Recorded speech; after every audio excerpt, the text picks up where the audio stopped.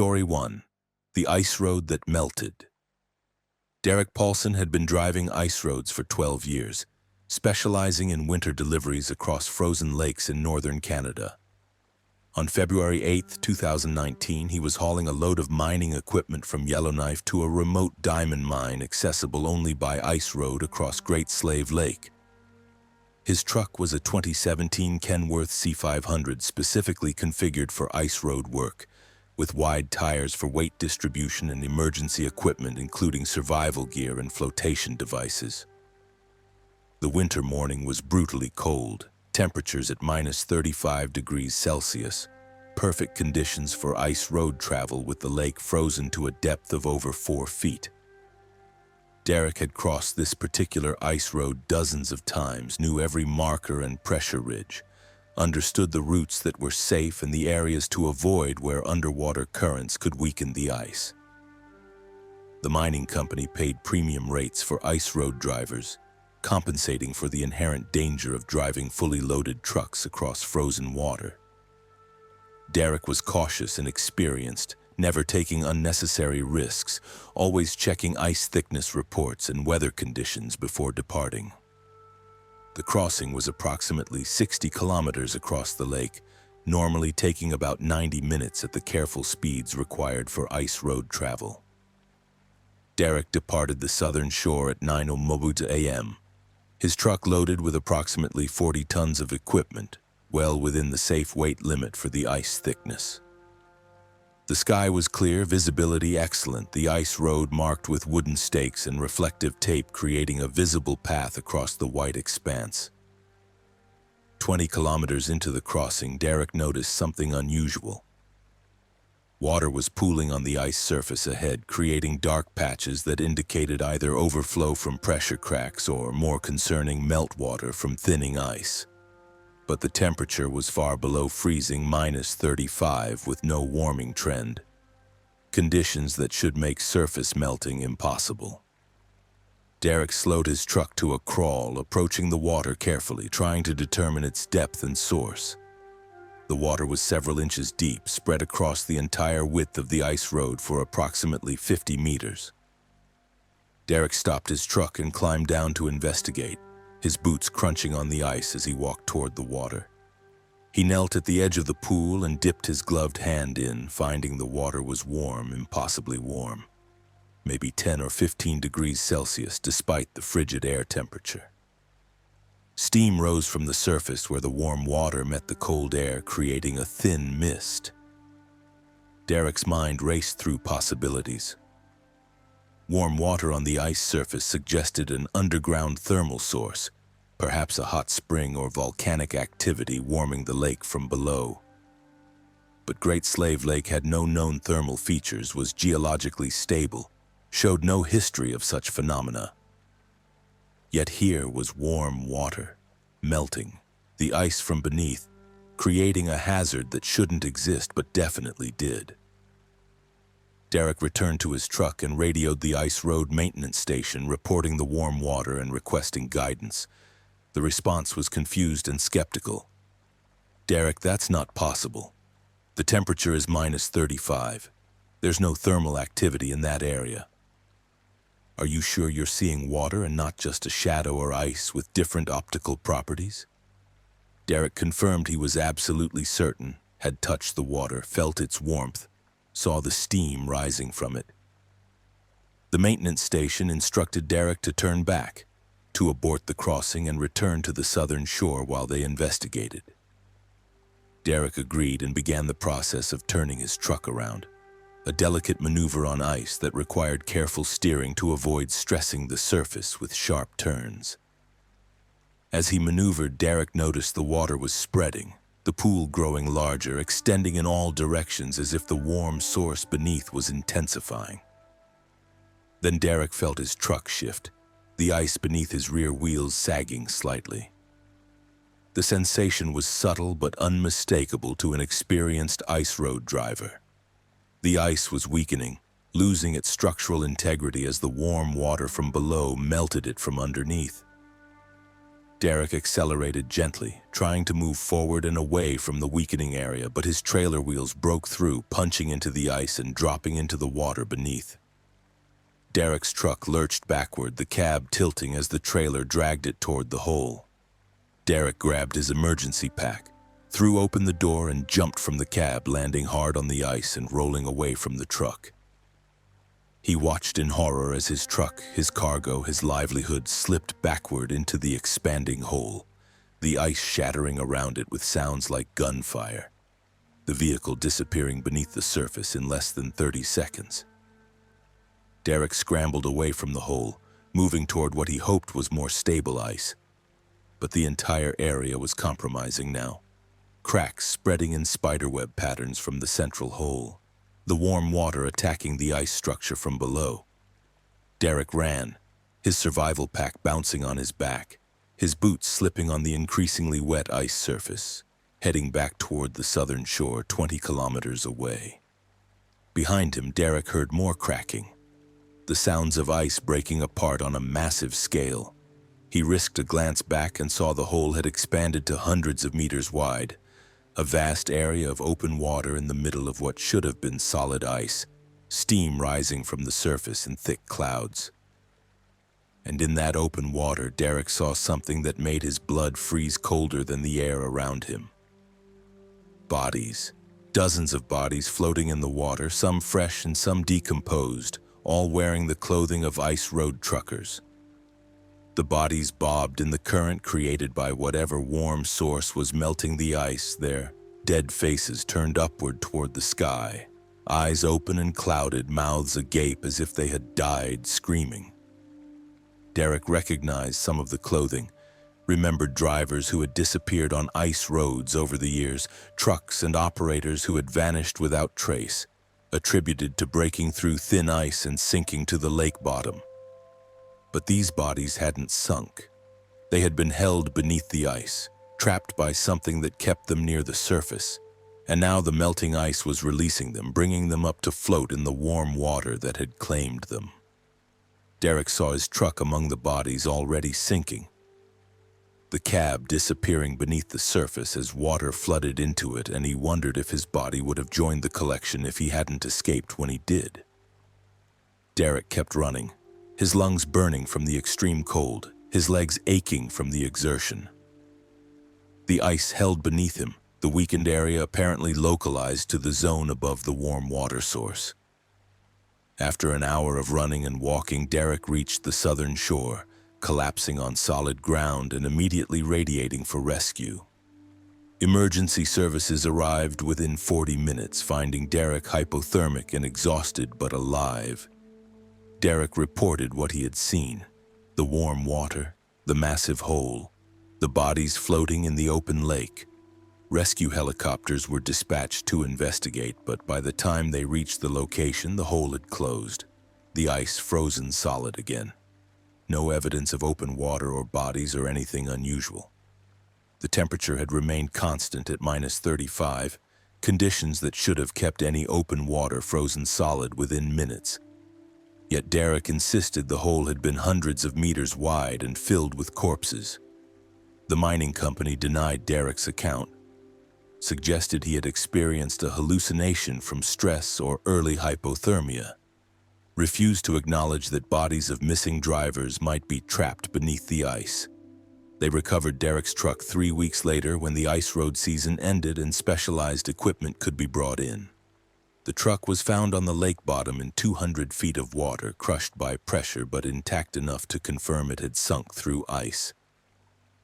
Derek never drove ice roads again, the trauma of watching his truck disappear and seeing the floating bodies destroying his ability to trust frozen lakes.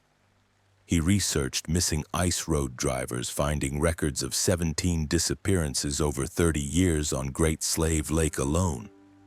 Trucks and drivers that had vanished with minimal wreckage found.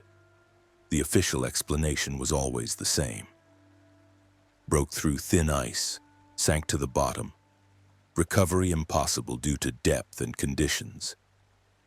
But Derek knew better. Something beneath the lake was creating localized warm zones that melted ice from below, creating traps that swallowed trucks and held their drivers' bodies suspended in the water rather than letting them sink. Whether it was a natural, thermal feature that activated sporadically or something else, something more sinister, Derek didn't know. What he knew was that ice roads weren't just dangerous from natural causes, they were hunting grounds for something that lurked beneath the frozen surface. Derek tried to warn other ice road drivers, posting on forums and speaking at safety meetings, but most dismissed his account as trauma-induced delusion. A few drivers, the veterans who had seen strange things on the ice, listened and nodded and admitted they had encountered warm water pools too, had seen areas where ice melted in sub-zero temperatures, had sometimes glimpsed shapes beneath the ice that didn't look like fish or natural formations. One old-timer pulled Derek aside after a safety meeting and told him quietly, "The lake takes a toll, always has. Indigenous people around here won't cross the ice at certain times, say the lake is hungry then, needs to be fed. We think we're conquering it with our trucks and our engineering, but the lake is patient. It waits for the right moment, opens up, takes what it wants, and closes again. Those bodies you saw? The lake was showing you its collection, showing you what happens to drivers who think ice is solid and permanent. It's not. It's just frozen water, and what's frozen can always melt, especially when the lake decides it's time to feed." Derek moved south, took a job driving regular highways, refused ever to cross a frozen lake again, even in a snowmobile or on foot. But every winter, when temperatures drop and lakes freeze, Derek thinks about Great Slave Lake and the warm water that melted ice in minus 35-degree weather and the bodies floating in that impossible open water. Dead drivers trapped in the lake's collection, held beneath the ice until the lake chose to show them, to warn or perhaps to invite the next victim to join their floating congregation in the depths where frozen water and warm current meet and create zones where the normal rules don't apply and trucks sink and bodies don't, and the ice that seems so solid is actually as temporary as the vapor of breath in cold air, substantial only until the moment it decides to transition back to liquid and swallow whatever weight it's been supporting, pulling trucks and drivers down into darkness and cold and whatever keeps their bodies from settling on the bottom. Some force or current or intention that preserves them near the surface like specimens in a collection, like trophies displayed by something that lives beneath the frozen lakes and hunts the drivers who dare to cross its territory, claiming them one by one across decades, building its collection, feeding its hunger for machines and men who think they've mastered winter when really winter has simply allowed them to exist until the moment it decides. Their crossing is the one where ice becomes water and solid becomes void, and the truck they're driving becomes their tomb and their body becomes another floating specimen in the museum beneath the ice. Story 2. The Truck Beneath the Ice. Maria Kowalski had been driving ice roads for 8 years, one of the few women in the male-dominated field of northern Canadian winter transport. On January 14, 2021, she was hauling fuel and supplies from Yellowknife to a remote indigenous community accessible only by ice road across Lac-la-Martre. Her truck was a 2018 Western Star 4900 equipped for extreme cold weather operations, and she carried approximately 35 tons of cargo, including diesel fuel, propane, and general supplies. The winter day was overcast but calm, temperature at minus 40 Celsius, ideal conditions for ice crossing with the lake frozen solid. Maria had made this particular crossing twice before earlier in the season, knew the route was safe and well maintained. The ice road across Lac-la-Martre was approximately 30 kilometers, and Maria expected to complete the crossing in about 90 minutes. She departed the eastern shore at 2:30 p.m., giving herself plenty of time to reach the community before dark. The ice was white and opaque, snow-covered in places, the route marked clearly with stakes every 50 meters. 10 kilometers into the crossing, Maria noticed something unusual visible through the ice. The lake ice in this area was clear enough that she could see down several feet, and what she saw made her slow her truck to a crawl. Another truck was beneath the ice, a complete 18-wheeler sitting upright on the lake bottom as if it had been carefully placed there rather than having crashed through. The truck looked old. The paint faded even through the distortion of ice and water, but it was intact, not crushed or damaged, just resting on the bottom approximately 20 feet below the surface. Maria stopped her truck and climbed down to examine the ice more closely. The truck below was definitely real, not a hallucination or optical illusion. She could make out details. The brand was a Peterbilt, probably from the 1980s based on the cab design, and the trailer was a standard dry van. Most disturbing, there appeared to be someone in the driver's seat, a figure visible through the windshield, sitting upright with hands on the wheel as if still driving. Maria felt her skin crawl. She was looking at a truck that had broken through the ice years ago, had sunk to the bottom with its driver still inside, and both had been preserved by the cold water and extreme depth. The driver had died at the wheel, had perhaps survived the initial crash through the ice but been unable to escape, and had frozen in position as the cab filled with water. Maria was staring at a tomb, a coffin of metal and ice containing a person who had died doing exactly what she was doing right now. Maria pulled out her phone and took photos documenting the submerged truck, then radioed the ice road maintenance station to report what she had found. The response was immediate and strange. "Maria, do not approach that truck. Do not stop near it. Continue your crossing immediately. That truck is marked on our maps as a known hazard. The ice above it is unstable. You need to move away from that location right now." The urgency in the dispatcher's voice frightened Maria more than the submerged truck had. She climbed back into her cab and accelerated, moving away from the location. But her mirrors showed the submerged truck receding behind her, still visible through the ice, the figure in the driver's seat seeming to watch her leave. Maria called back to the maintenance station asking for more information. What happened to that truck?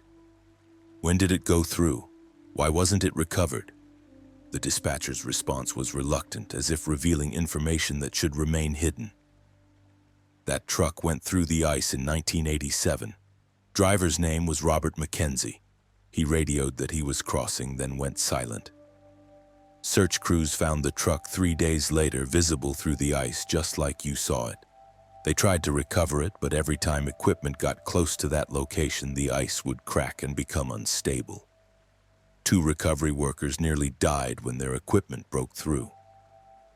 Eventually, the company decided to leave it, mark it as a hazard, and route the ice road around it.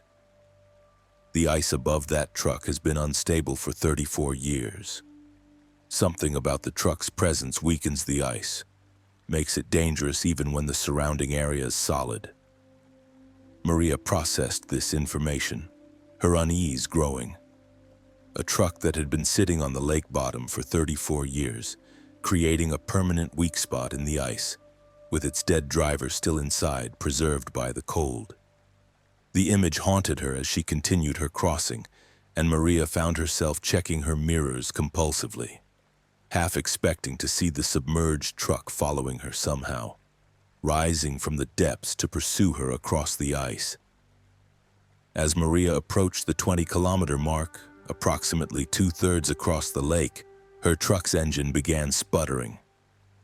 The diesel was gelling despite the fuel additives designed to prevent it, the extreme cold overcoming the chemical treatments. Maria felt panic spike as her engine coughed and died, the truck coasting to a stop in the middle of the frozen lake. She tried restarting, but the engine wouldn't turn over, the fuel system completely gelled. Maria radioed for assistance, explaining her situation. The maintenance station dispatched a rescue vehicle, but it would take at least 2 hours to reach her location. Maria was stranded on the ice, sitting above 200 feet of freezing water, in a truck loaded with flammable fuel, with darkness approaching and temperature dropping toward -45. She had survival gear and could wait safely for rescue, but the psychological weight of sitting immobile on the ice was crushing. Maria heard something that made her blood freeze, an engine approaching from behind her, the distinctive diesel sound of a heavy truck. She checked her mirrors and saw headlights in the distance moving toward her across the ice. Relief flooded through her, thinking the rescue vehicle had reached her far faster than expected. But as the truck drew closer, Maria realized something was wrong. The truck was old, the headlights positioned wrong for a modern vehicle, and it was moving too fast for safe ice crossing speeds, maybe 60 or 70 kilometers per hour. The truck approached rapidly, and as it passed beside Maria's disabled vehicle, she saw it clearly.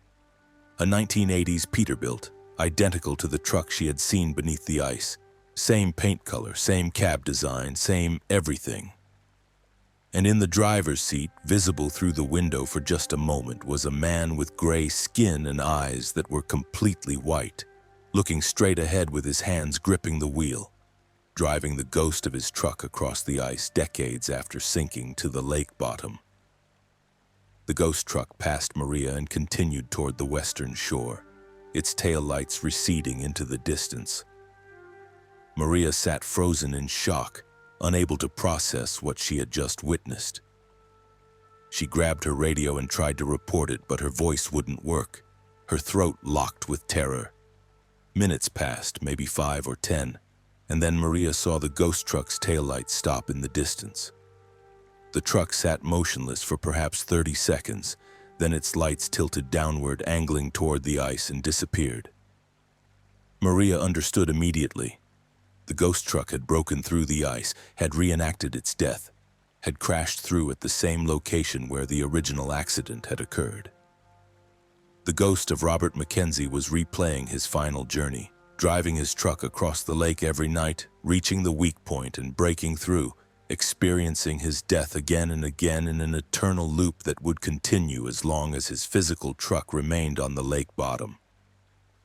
The rescue vehicle arrived 2 hours later, a heated truck carrying fuel additives and equipment to get Maria's engine started. The rescue driver, a weathered man in his 50s, didn't seem surprised when Maria described seeing the ghost truck. "Yeah, that happens sometimes. Drivers see Robert Mackenzie crossing, usually when they're stranded or in distress. Some people think he's trying to warn them, showing them what can happen on the ice. Others think his ghost is just stuck in the loop, repeating his last crossing forever. Either way, if you see his truck, it means you're in danger, means the ice is angry or hungry or whatever you want to call it when frozen lakes decide to remind us they're only temporarily solid." Maria's engine was restarted successfully and she completed her delivery to the community, but she spent the night there rather than attempting a return crossing in darkness. The next day, Maria crossed back to Yellowknife during daylight hours, and as she passed the location where she had seen the submerged truck, she looked down through the ice. The truck was still there, still upright, still occupied by its dead driver. But now there was something new. A second truck beside it, newer, positioned at a slight angle, also with a figure in the driver's seat. Maria accelerated away, refusing to stop, refusing to investigate, but she knew what she had seen. The lake was collecting trucks, adding to its underwater fleet, building a graveyard on its bottom from drivers who broke through the ice and never escaped. And their ghosts continued driving, replaying their final journeys, warning or luring other drivers depending on the lake's mood, serving as both caution and invitation. Maria quit ice road driving at the end of that season, unable to shake the image of the trucks beneath the ice and the ghost truck that crashed through every night somewhere on Lac La Martre. She moved to southern Canada, took a job driving regular highways where the pavement was solid and permanent and didn't have graveyards of trucks and frozen drivers resting beneath its surface. But Maria researched Robert Mackenzie, finding his obituary and accident report from 1987, and she learned something that made her understand the true horror of his situation. Robert Mackenzie had survived the initial crash through the ice. His radio transmissions recovered from the investigation showed he had been alive in the cab for approximately 40 minutes after breaking through, calling for help, describing the water flooding into his cab, expressing his fear and then his resignation as hypothermia and drowning combined to kill him. He had died slowly, aware, trapped in his sinking truck, experiencing every moment of his death. And now his ghost repeated that death nightly, breaking through the ice in the same location, sinking to the bottom to join his physical body, experiencing that 40-minute dying process again and again forever. Maria understood why he drove too fast, why he seemed to be racing across the ice.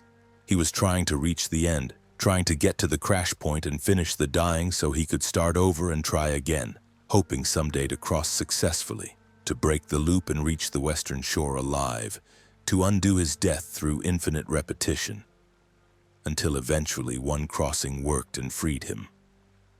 But it never would, Maria knew.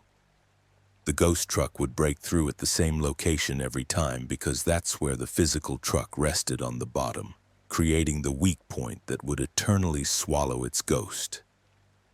Robert Mackenzie was trapped in a perfect hell, replaying his death forever, unable to change the outcome, his conscious ghost experiencing drowning and hypothermia every night, his body preserved in cold water on the lake bottom, his existence split between eternal dying and eternal death with no escape from either state.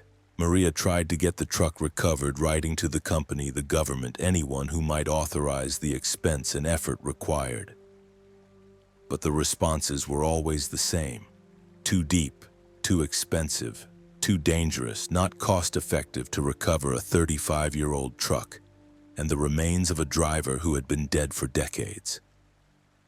Robert Mackenzie would stay on the lake bottom forever, and his ghost would continue driving and crashing and drowning and dying night after night, warning other drivers or luring them or simply existing in the terrible repetition that was his afterlife, a cautionary tale frozen in ice and preserved in death, demonstrating that ice roads are temporary paths across permanent graves, that every crossing is a gamble with a lake that never forgets and never releases what it takes, that collects trucks and drivers in its depths, and sometimes sends their ghosts back to the surface to drive one more crossing, one more attempt, one more replay of the moment when ice became water and solid became void, and a routine delivery became an eternal dying that would never end, could never end, was destined to continue as long as the lake stayed frozen and drivers kept crossing.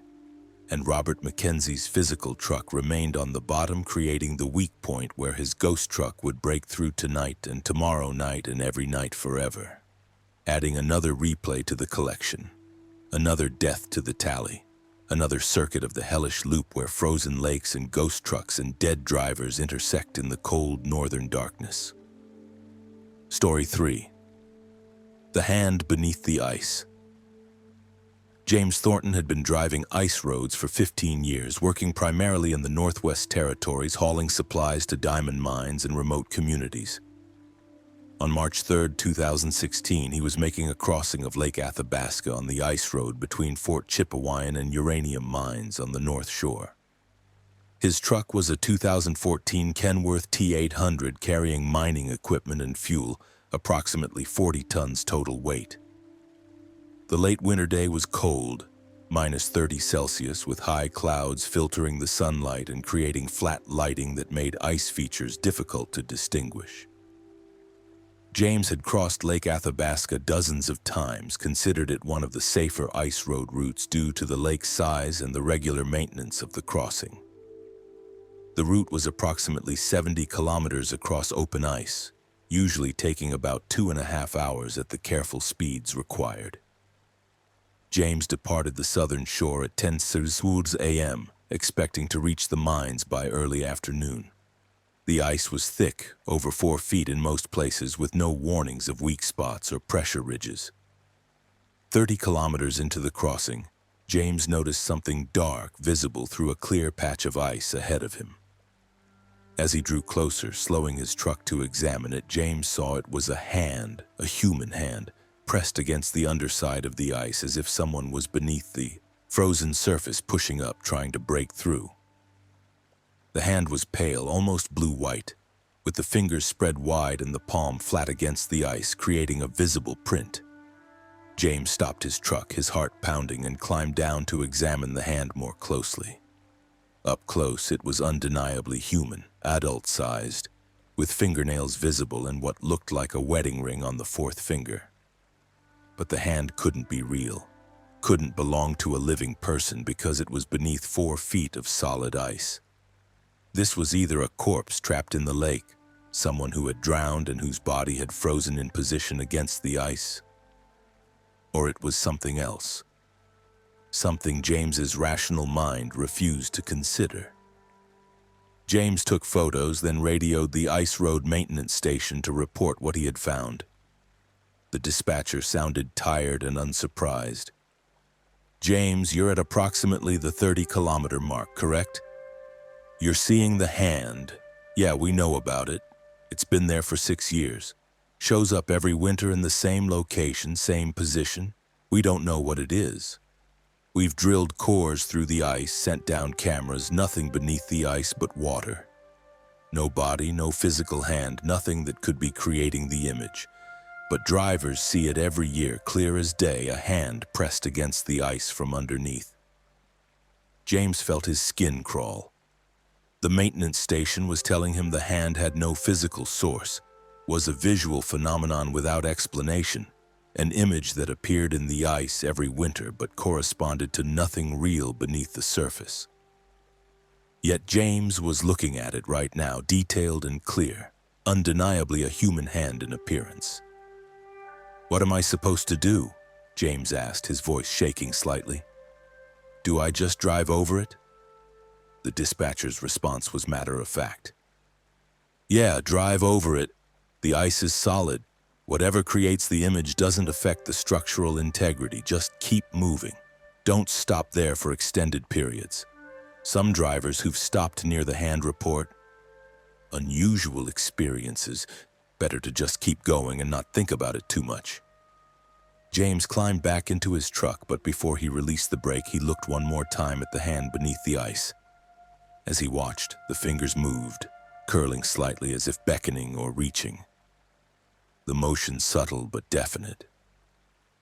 James's blood froze. The hand was moving, was alive or animated somehow, was not a static image but an active presence beneath the ice.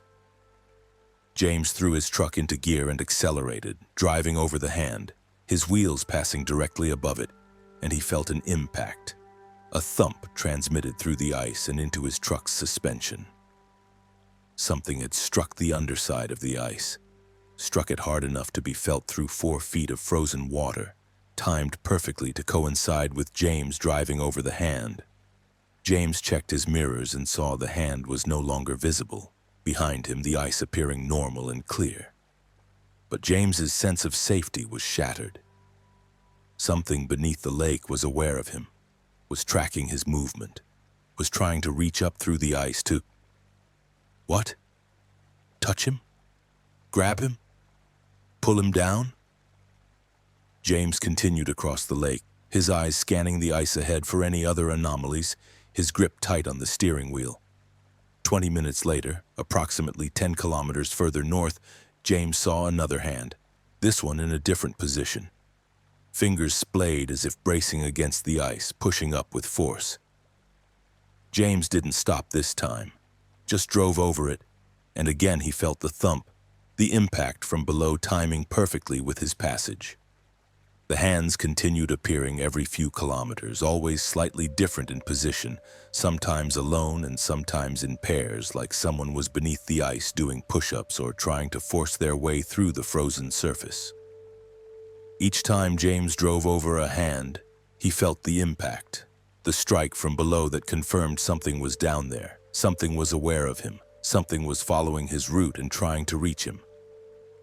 James radioed the maintenance station again, his voice high with panic. "There are more hands. I keep seeing them every few kilometers, and every time I drive over one, I feel something hit the ice from below. What the hell is down there? What's following me?" The dispatcher's response was grave. "James, just keep driving, don't stop. Whatever it is, it can't break through 4 feet of ice. You're safe as long as you keep moving. We've had one driver stop near the hands before, and just don't stop, James. Keep your truck moving and complete the crossing. You're more than halfway now. Another 40 kilometers and you'll be on solid ground." But James couldn't stop thinking about what the dispatcher had said. "We've had one driver stop near the hands before, and what? What had happened to that driver?" James wanted to ask but was terrified of the answer, afraid that knowing would make the situation worse, would give power to whatever lurked beneath the ice.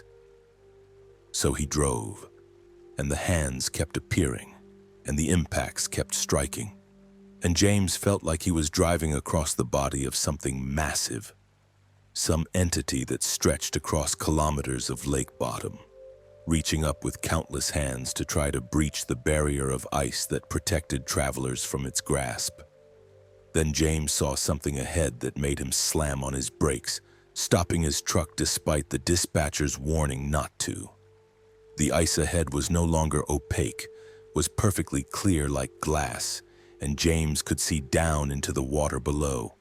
And what he saw was impossible, obscene, a nightmare made manifest in frozen water. A face was beneath the ice, huge beyond comprehension, maybe 100 meters across, looking up toward the surface with eyes that were milky white and vacant. The face was human in structure but wrong in proportion, the features elongated and distorted, the mouth open showing teeth that were too long and too sharp. And extending from the face, spreading across the lake bottom in all directions, were arms, dozens or hundreds of them, each ending in a hand that reached toward the surface, the hands James had been seeing and driving over for the past 30 kilometers. James was staring at a creature, an entity that lived beneath the frozen lake, that had a body spanning kilometers, that reached up with its multitude of arms trying to touch or grab or pull down anything that crossed above it. The face's mouth moved, opening wider, and James heard sound, a low-frequency vibration that passed through the ice and resonated in his chest. Not quite words, but conveying meaning nonetheless.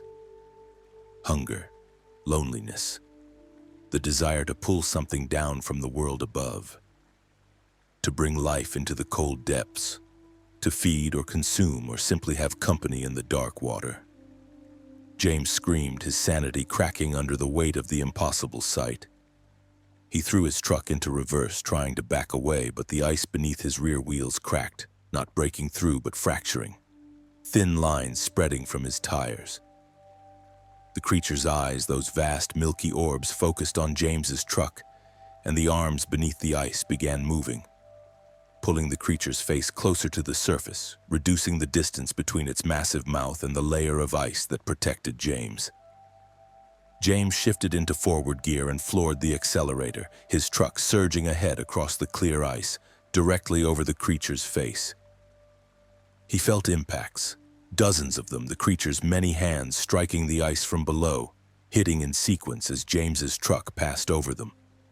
The ice held, 4 feet of frozen water proving thick enough to protect him, but James knew with absolute certainty that if the ice had been thinner, if conditions had been slightly warmer, if the crossing had been made a week later in the season, the creature would have broken through and pulled his truck down into the depths where its mouth waited to consume him. James didn't slow down until he reached the northern shore, 40 kilometers driven at reckless speeds that could have caused him to lose control or stress the ice to breaking. But terror overrode caution, survival instinct demanding escape at any cost.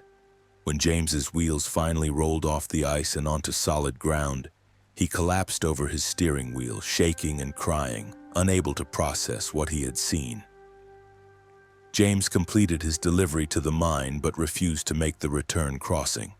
He abandoned his truck, quit his job, and arranged for commercial air transport back to Yellowknife, never explaining to his employer why he would walk away from a $40,000 vehicle and a high-paying career. James couldn't articulate what he had experienced, knew no one would believe him if he described the massive face beneath the ice and its forest of arms reaching upward. But James researched Lake Athabasca, looking for any folklore or indigenous stories about creatures in the lake. He found references to a water spirit the local Dean people called the one who waits below, described as a being that lived in the deepest parts of the lake and reached up to pull down animals and people who ventured onto thin ice. The stories were old, predating European contact, and they described the creature as having many arms and being hungry for warmth, for the heat of living things that contrasted with the cold water it inhabited. James realized the ice roads crossed directly over this creature's territory, that every truck driving across Lake Athabasca was passing above its waiting arms, protected only by the thickness of the ice. In the coldest months, the ice was thick enough to be safe. But early and late in the season, when ice was thinner or warming, the creature could reach through, could grab, could pull down trucks and drivers into the water where its mouth waited. James wondered how many disappearances on Lake Athabasca ice roads had been attributed to thin ice or poor conditions when actually the drivers had been pulled down by the creature, dragged through ice that the creature broke from below, consumed in the depths.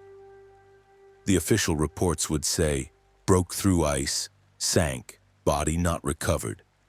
But the truth was worse, taken by something ancient and hungry that lived in the cold water and spent decades or centuries between feedings, patient and eternal, waiting for the next truck to cross at the wrong time in the wrong place with ice just thin enough that the creature's countless arms could break through and claim their prey. James never returned to ice road driving, never crossed another frozen lake, spent the rest of his life in southern regions where water stayed liquid year-round, and creatures from the deep couldn't hide beneath deceptive layers of ice. But every winter, James thinks about that face beneath the ice, those arms reaching upward, those hands pressing against the frozen barrier, and he wonders how many drivers are crossing above it right now, oblivious to what waits below, trusting the ice to protect them, never knowing they're traveling across the body of something vast and patient and eternally hungry. Something that measures time in geological ages and considers human lifespans to be brief flickers. Something that will wait another year or decade or century for the ice to be just thin enough that it can finally break through and pull down another meal into the darkness where no light reaches and no warmth survives, and the creature's mouth opens wide to receive its offering from the world above, swallowing trucks and drivers whole, adding their remains to the collection on the lake bottom where bones and metal rest together in the silt, testament to the creature's patient hunting and the terrible truth that frozen lakes are not empty wilderness to be conquered, but inhabited territories where something ancient holds domain and charges a toll for passage. A toll paid in the flesh of drivers who cross at the wrong time and discover too late that the hands beneath the ice aren't images or hallucinations, but the reaching grasp of something that has waited so long to touch the warm living world above, and will wait as long as necessary to touch it again. Story 4. The Pressure Crack. Daniel Mercier had been driving ice roads for 20 years, the longest career of any driver in his company. On January 27, 2014, he was making a delivery across Dubont Lake in Nunavut, hauling supplies to a geological survey team working on the tundra.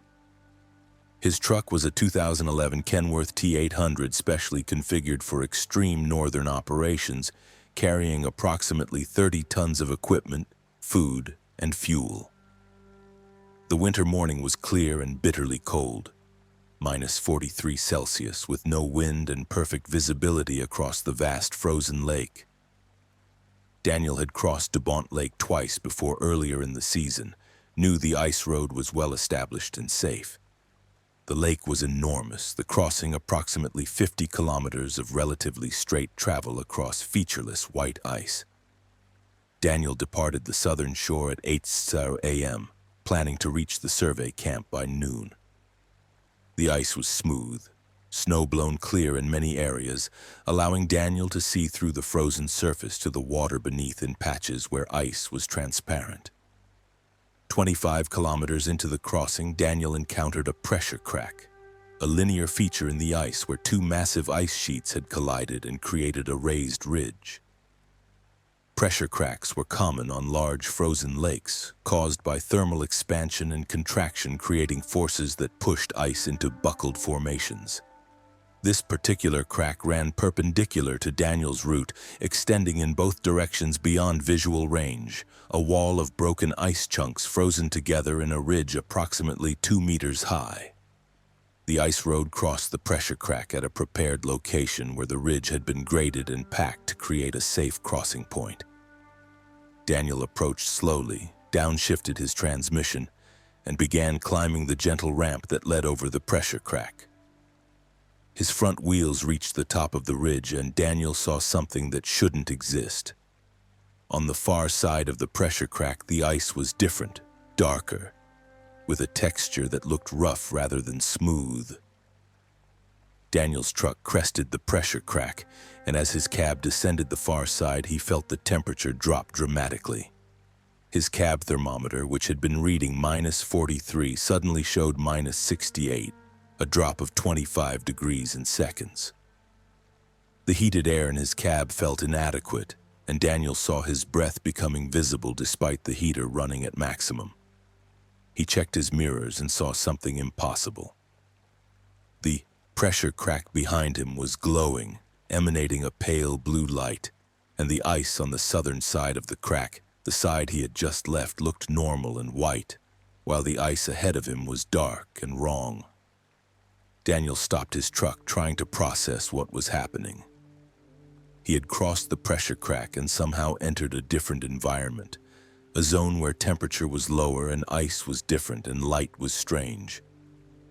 Daniel grabbed his radio to report the situation, but static answered him, heavy interference that drowned out any possible transmissions. He tried his cell phone. No signal, no network, the phone acting as if it was in an area with no cellular infrastructure at all. Daniel looked at his GPS unit and felt his stomach drop. The GPS showed no position, no map, no satellites, just an error message indicating it couldn't acquire a signal. All his navigation technology had stopped working the moment he crossed the pressure crack, as if he had entered a zone where satellites couldn't see him, or where the normal electromagnetic spectrum didn't function. Daniel was navigating by compass now, assuming the needle would still work, but when he checked it, the compass was spinning slowly, not pointing north but rotating in a continuous circle. Useless. Daniel made a decision. He would reverse back across the pressure crack, return to the normal side where his instruments worked, and the temperature was merely -43 instead of -68. He put his truck into reverse and backed up, climbing the pressure crack ridge. But when his truck crested and began descending the far side, Daniel saw he wasn't returning to where he had been. The ice on this side of the crack was also dark and rough, identical to what he had driven into, with no sign of the white smooth ice road he had been following. Daniel stopped, confused and frightened. He had crossed the pressure crack twice, once forward and once backward, but both directions led into the same wrong environment. The crack wasn't a simple physical feature, it was a boundary, a threshold that once crossed couldn't be uncrossed, that led somewhere other than the opposite side. Daniel was trapped in whatever zone existed beyond the crack, cut off from normal space, lost in a pocket of frozen reality that followed different rules. Daniel got out of his truck, needing to understand his situation.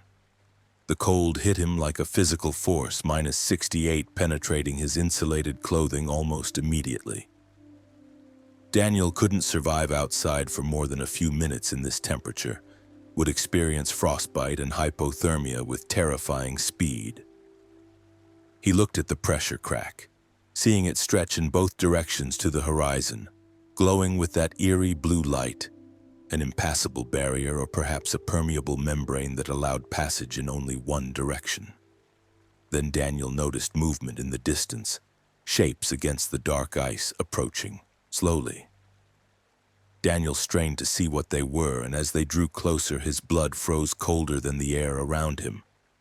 Trucks. A convoy of trucks, maybe 10 or 12 of them, driving in single file across the dark ice, approaching from the direction Daniel had been heading. The trucks were old, models from different decades, all showing damage and deterioration. Paint faded and metal corroded, moving slowly like a funeral procession. Daniel climbed back into his truck and watched the convoy approach. As the lead truck drew near, Daniel saw there was a driver visible in the cab, but the driver was wrong. Skin blue-gray with ice crystals visible on the surface, eyes open but white with frost, mouth slightly ajar, showing frozen teeth. The driver was dead, frozen solid but still gripping the wheel, still steering the truck in the convoy's path. Each truck in the convoy had a similar driver, dead men and women frozen at their wheels, their vehicles moving despite the impossibility. The convoy passed beside Daniel's truck, and he saw the trailers were loaded with cargo that looked ancient, equipment and supplies that had aged decades or longer. These were trucks that had crossed the pressure crack and never returned, drivers who had become trapped in this cold zone and driven until they froze, their bodies preserved by the extreme temperature.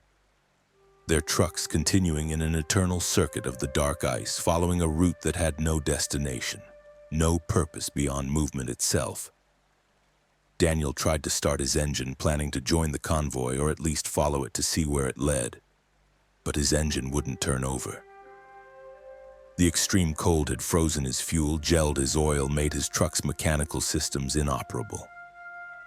Daniel was stranded, his truck dead, his body vulnerable to the -68 temperature that would kill him in hours, even inside his insulated cab. He tried to think, to plan, but panic was overwhelming his rational mind. Then one of the convoy trucks stopped beside Daniel and the driver's door opened. The frozen driver climbed down, moving stiffly but purposefully, and walked toward Daniel's truck. Daniel locked his doors, terrified of the frozen corpse approaching him. The dead driver reached Daniel's door and tapped on the window with fingers that clicked against the glass like wood, frozen solid but still capable of movement. The corpse's mouth moved, attempting to speak, and Daniel heard words that seemed to come from inside his own head rather than through his ears. "You have to keep moving. If you stop, you freeze. If you freeze, you join us. Get your truck running. Follow the convoy. It's the only way to survive." Daniel shouted back, "My truck won't start. The fuel is frozen." The corpse driver tilted its head, the motion jerky and unnatural, then raised one frozen hand and pointed at Daniel's fuel tank. Daniel understood. He needed to heat his fuel, needed to get it above the gelling point so his engine could run. But how could he generate heat in -68 temperature? His truck's heater required the engine to run was useless until he could restart it. The corpse driver reached into its jacket, moved with painful slowness due to frozen joints, and pulled out a small object that it pressed against Daniel's window. A chemical heat pack, the kind hunters and outdoor workers use to keep hands warm. The corpse driver activated the heat pack by bending it, and it began generating warmth. Not much, but enough to be felt through the window. The message was clear. Daniel needed to use heat packs on his fuel tank, needed to wrap them around the fuel lines and wait for the diesel to thaw enough to flow. Daniel had heat packs in his survival kit, had maybe 20 of them for emergency use. He nodded to the corpse driver, who shambled back to its truck and climbed in, the convoy resuming its slow movement across the dark ice. Daniel grabbed his survival kit, activated all 20 heat packs, and climbed under his truck, wrapping the packs around his fuel tank and fuel lines, trying to generate enough warmth to thaw the gelled diesel. The process took over an hour, Daniel having to go back inside his cab periodically to warm himself and prevent frostbite. And all the while, the temperature remained at -68. The dark ice stretched in all directions and the pressure crack glowed its pale blue light in the distance. Eventually, Daniel's fuel thawed enough to flow and his engine started, the diesel rumbling to life with sounds of protest but functional. Daniel immediately put his truck in gear and accelerated, following the tracks left by the convoy in the frost-covered ice. He drove for hours, maybe 6 or 7, his fuel gauge dropping steadily toward empty. The convoy remained ahead of him, occasionally visible as dark shapes against the darker ice, never stopping, maintaining their eternal circuit. Then, without warning, Daniel saw the pressure crack ahead again, glowing blue across his path. But this time, approaching from this direction, the far side of the crack looked normal. White ice reflecting daylight, the familiar terrain of Dubont Lake visible beyond the threshold. Daniel accelerated, his truck climbing the pressure crack ridge, and as his cab crested, he felt the temperature rise dramatically, -43 replacing -68, his instruments coming back to life, GPS showing his position, radio crackling with voices. Daniel had escaped, had crossed back through the boundary into normal space. He checked his mirrors and saw the convoy still on the dark ice, the trucks turning away from the pressure crack, continuing their circuit in the cold zone, unable or unwilling to cross back. Daniel completed his crossing to the northern shore, delivered his cargo to the survey team, but he was shaking and incoherent, unable to adequately explain what had happened or where he had been for the 7 hours between crossing the pressure crack and arriving at his destination. The survey team checked Daniel for hypothermia and frostbite, finding minor cold injuries but nothing consistent with exposure to -68 temperature. Daniel's truck showed no mechanical issues, his fuel was fine, his systems functional. By all objective measures, nothing unusual had occurred. But Daniel knew better. He had crossed into a zone beyond the pressure crack, had encountered trucks trapped there for decades, had nearly joined their frozen convoy, had escaped only through the help of a dead driver who was still trying to help the living even decades after his own death. Daniel researched pressure cracks on Dubont Lake, finding reports of several truck disappearances over 40 years, drivers who had crossed the lake and never arrived, vehicles never found despite extensive searches. Daniel believed those trucks were still on the lake, not sunk through ice but trapped in the cold zone beyond certain pressure cracks, driving eternal circuits with their frozen drivers, waiting for the next living trucker to cross the boundary and join their convoy, expanding the fleet of ghost trucks that patrolled the dark ice in temperatures so cold that death happened slowly but completely, freezing drivers in their seats and preserving them perfectly, allowing their bodies to continue the motions of driving long after their consciousness had fled, creating crews of corpse drivers operating machines in a pocket dimension accessed through pressure cracks that served as doorways to somewhere adjacent to normal frozen lakes, somewhere colder and darker and infinitely more dangerous, where ice roads didn't cross solid water but instead crossed the boundary between the world of the living and the world of the frozen dead, where drivers who made wrong turns or crossed at wrong angles could slip through cracks in reality itself and find themselves in territory where -40 seemed tropical compared to the soul-crushing cold that dominated the landscape, where trucks ran until they couldn't and drivers froze until they were perfectly preserved ice sculptures that still moved and drove and tried to help the next victim who stumbled into their domain, sharing the warmth of chemical heat packs even though they would never be warm again themselves, doomed to drive forever in the cold zone, circling endlessly, never reaching destinations that no longer existed or perhaps never existed. Just driving because that's what truckers do even after death, even after freezing, even after everything that made them human has been stripped away by cold so profound it altered the fundamental properties of space and time and created pockets of isolated reality, where the lost could drive forever in the darkness beyond the pressure cracks that served as gates to territories no map could show and no GPS could locate, accessible only to those unlucky or foolish enough to cross at exactly the wrong angle, and discover too late that some boundaries between ice sheets are also boundaries between worlds, separating the realm of the living from the realm of the frozen, creating populations of corpse drivers who patrol territories no government claims and no authority controls.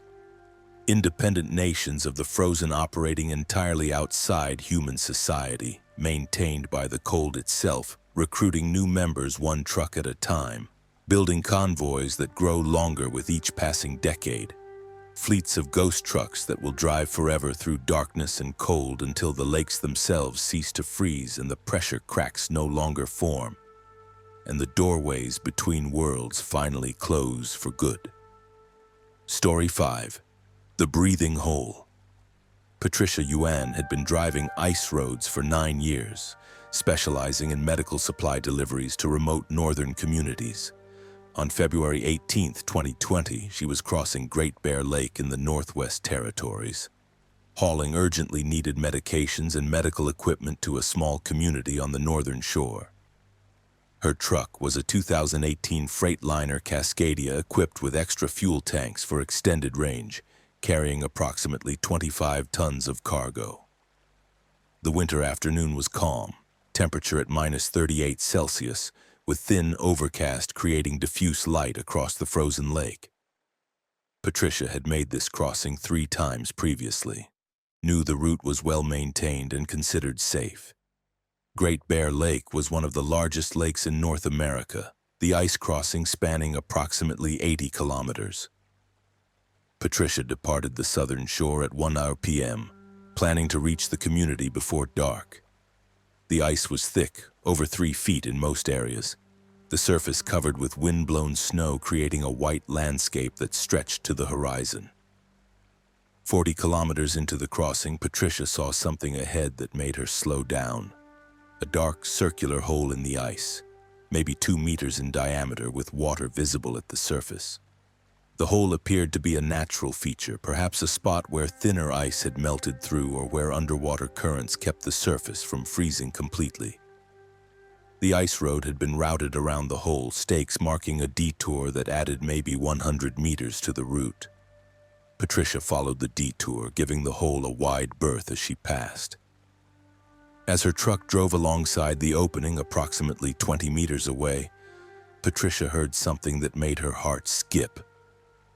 A breath, a deep inhalation and exhalation like a massive creature surfacing to breathe. The sound was loud enough to be heard over her engine and road noise, suggesting whatever made it was enormous. Patricia looked at the hole and saw the water surface disturbed, waves rippling outward as if something large had just submerged. Patricia accelerated, wanting distance between herself and whatever occupied the breathing hole, but her mind was racing. Great Bear Lake was deep, over 400 meters in some areas and very cold year-round, barely above freezing even in summer. What kind of creature could survive in those conditions? Fish certainly, but nothing that would need to surface and breathe air. Mammals like seals or whales. But the lake was freshwater and landlocked, hundreds of kilometers from any ocean with no access for marine mammals. Patricia grabbed her radio and called the maintenance station, reporting what she had heard. The dispatcher's response was reluctant and strange. "Patricia, you're near the breathing hole. We're aware of it. It's been there for over 30 years, appears every winter in roughly the same location. Something lives beneath the lake, something large that surfaces periodically to breathe. We don't know what it is.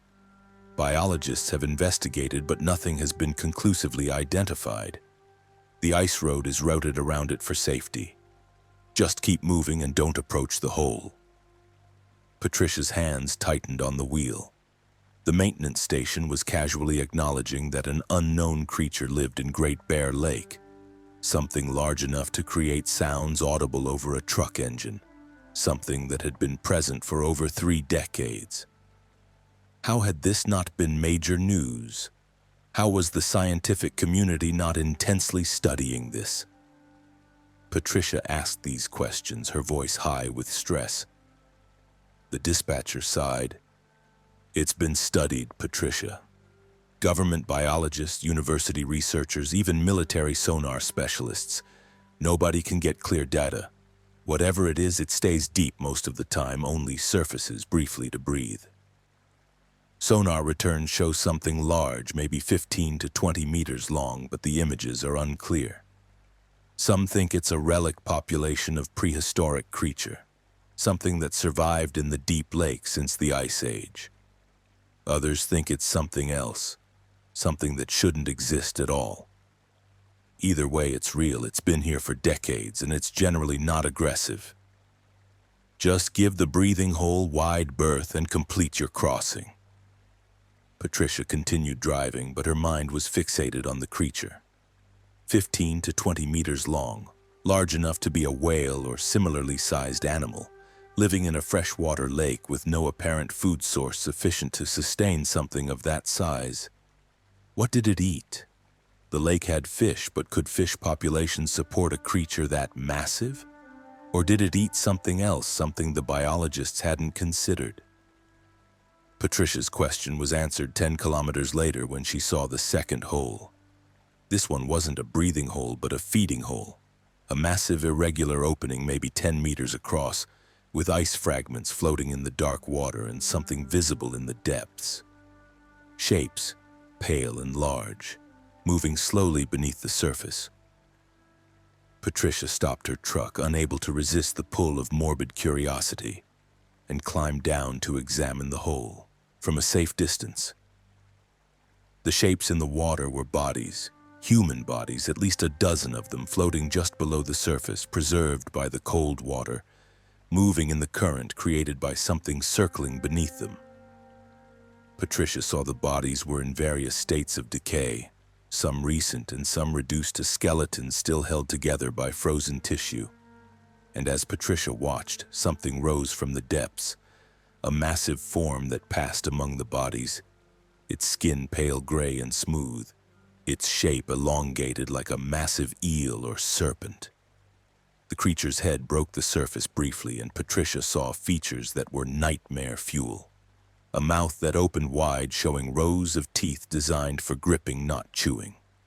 Eyes that were small and positioned on the sides of the head like a fish, and nostrils that flared as it breathed, expelling water vapor in a visible cloud.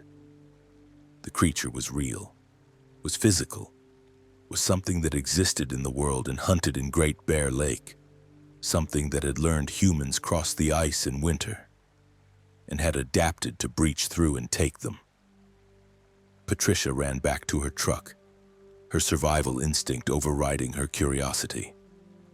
She climbed into the cab and grabbed her radio, trying to report what she had seen, but before she could speak, the creature's head emerged from the feeding hole, rising 10 feet above the surface, turning toward Patricia's truck.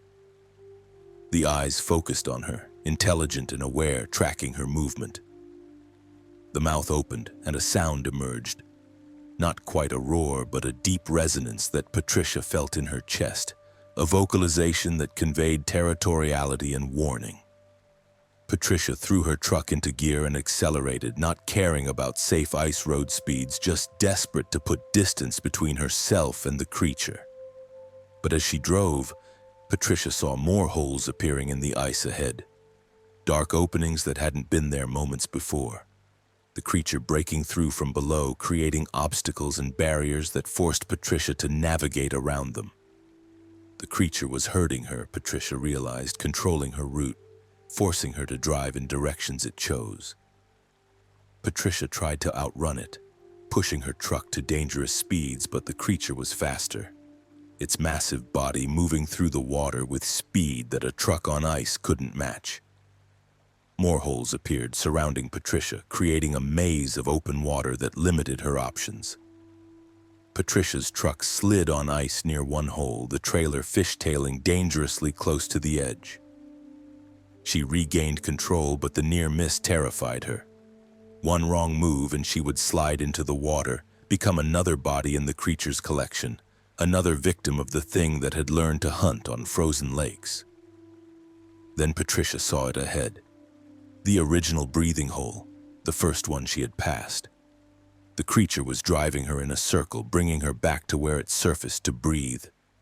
Maybe its home, territory, maybe the location where it stored bodies or where it fed. Patricia had no choice but to drive toward it, the surrounding holes cutting off all other routes. As Patricia's truck approached the breathing hole, the creature surfaced, its massive head emerging directly in her path, blocking the ice road, its mouth opening wide enough to swallow the truck's cab. Patricia locked her brakes, her truck sliding on ice, decelerating but not quickly enough. She was going to collide with the creature, was going to drive directly into its mouth, would be consumed by the thing that haunted Great Bear Lake. Patricia closed her eyes, waiting for the impact, for the sensation of teeth closing on her cab, for the end. The impact never came.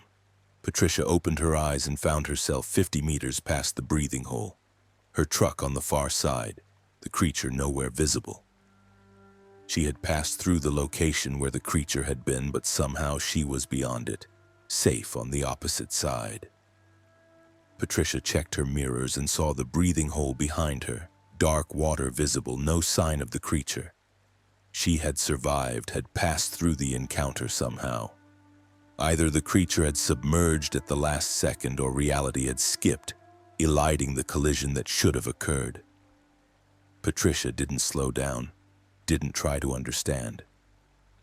She drove the remaining 40 kilometers to the northern shore at maximum safe speed, reaching the community as darkness fell.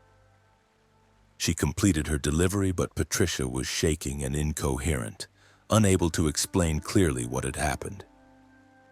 The community's nurse checked her for shock and cold exposure, finding Patricia physically fine but psychologically traumatized.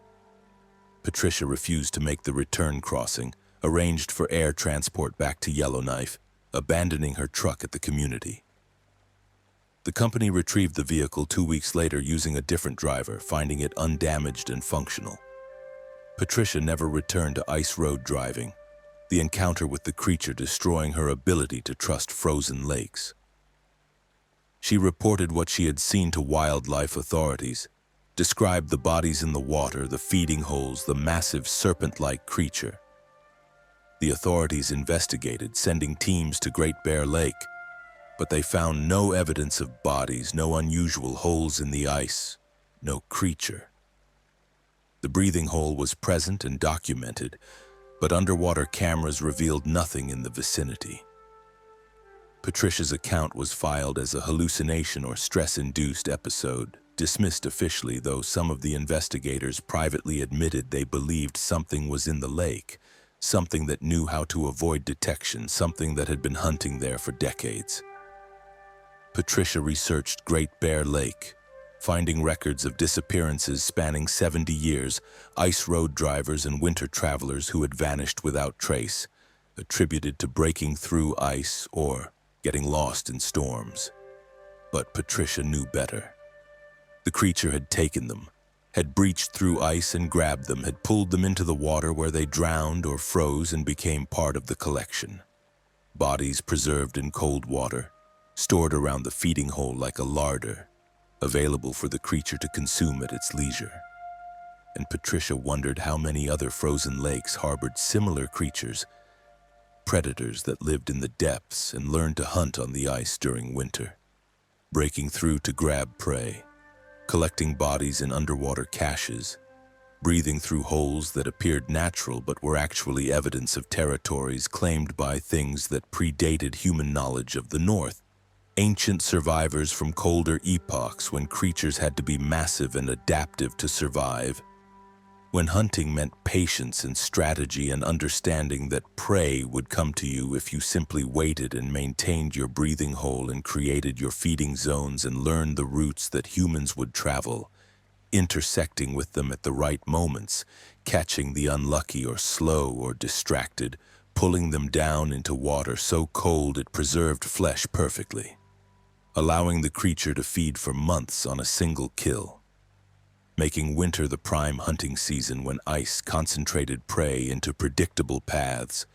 and the creature could select victims at will, building its collection, adding to the bodies that floated in the feeding hole, demonstrating to any observer what happened to those who crossed Great Bear Lake without respecting the creature that lived there.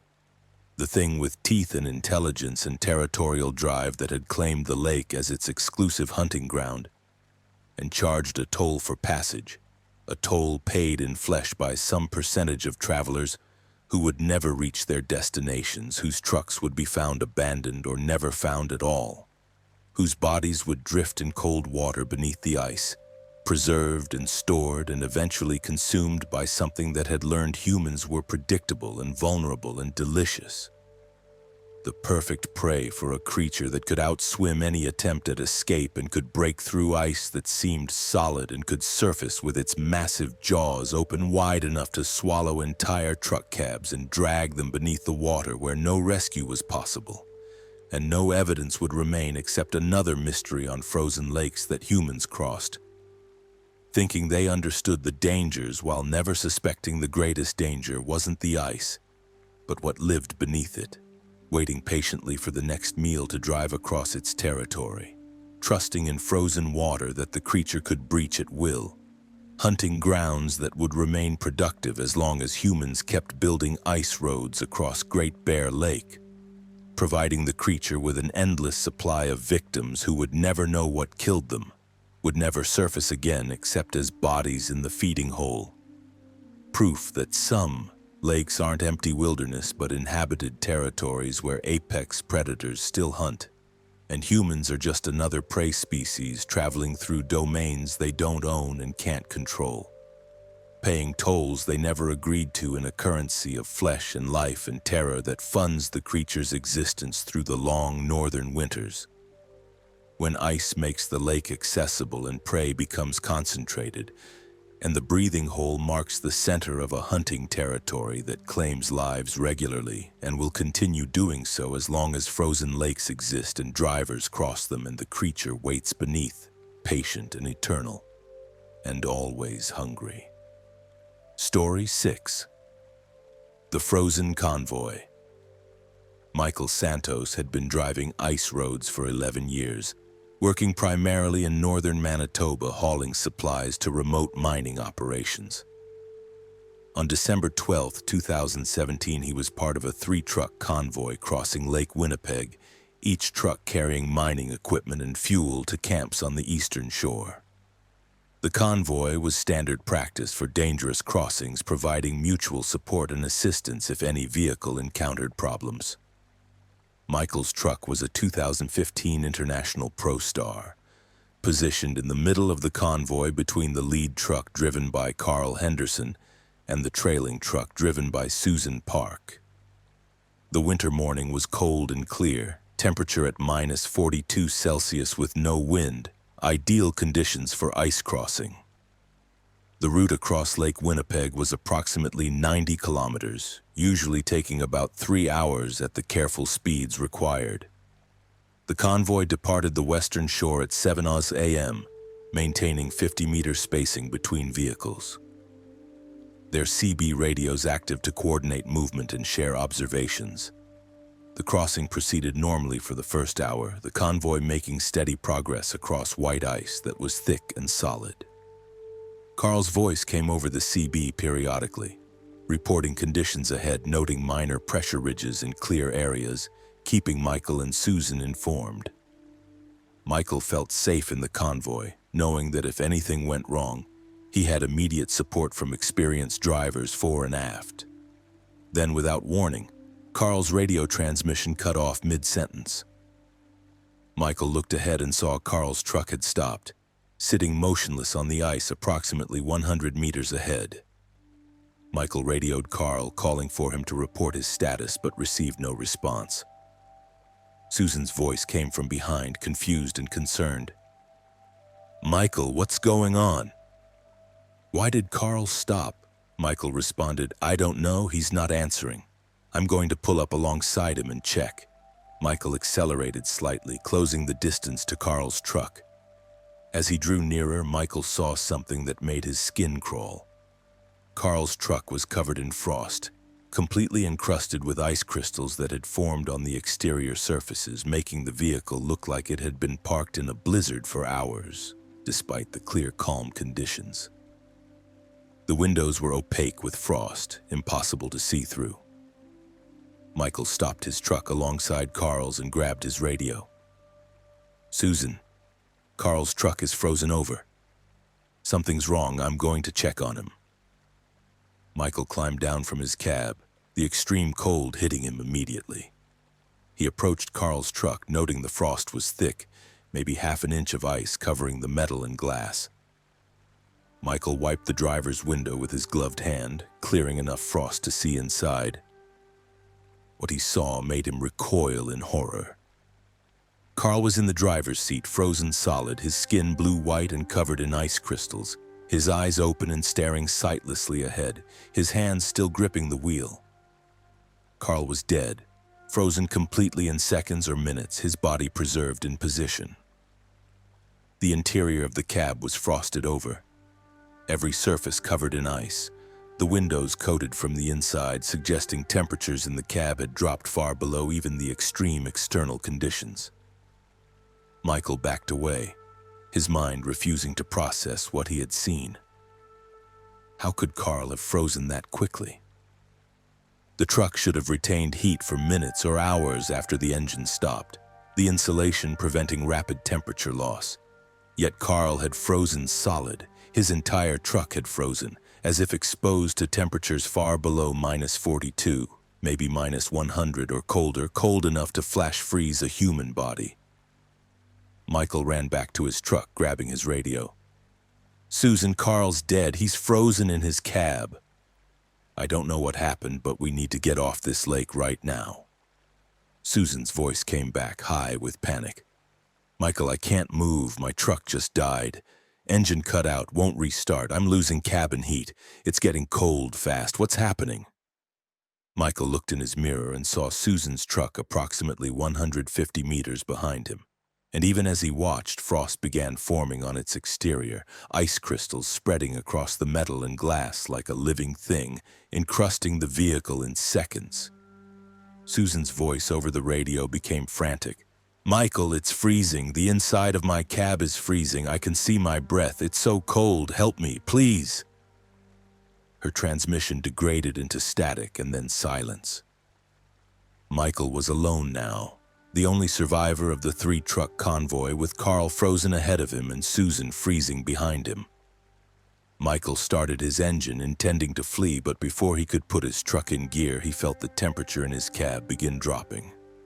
His breath, which had been invisible in the heated cab, became visible, clouds of vapor forming with each exhale.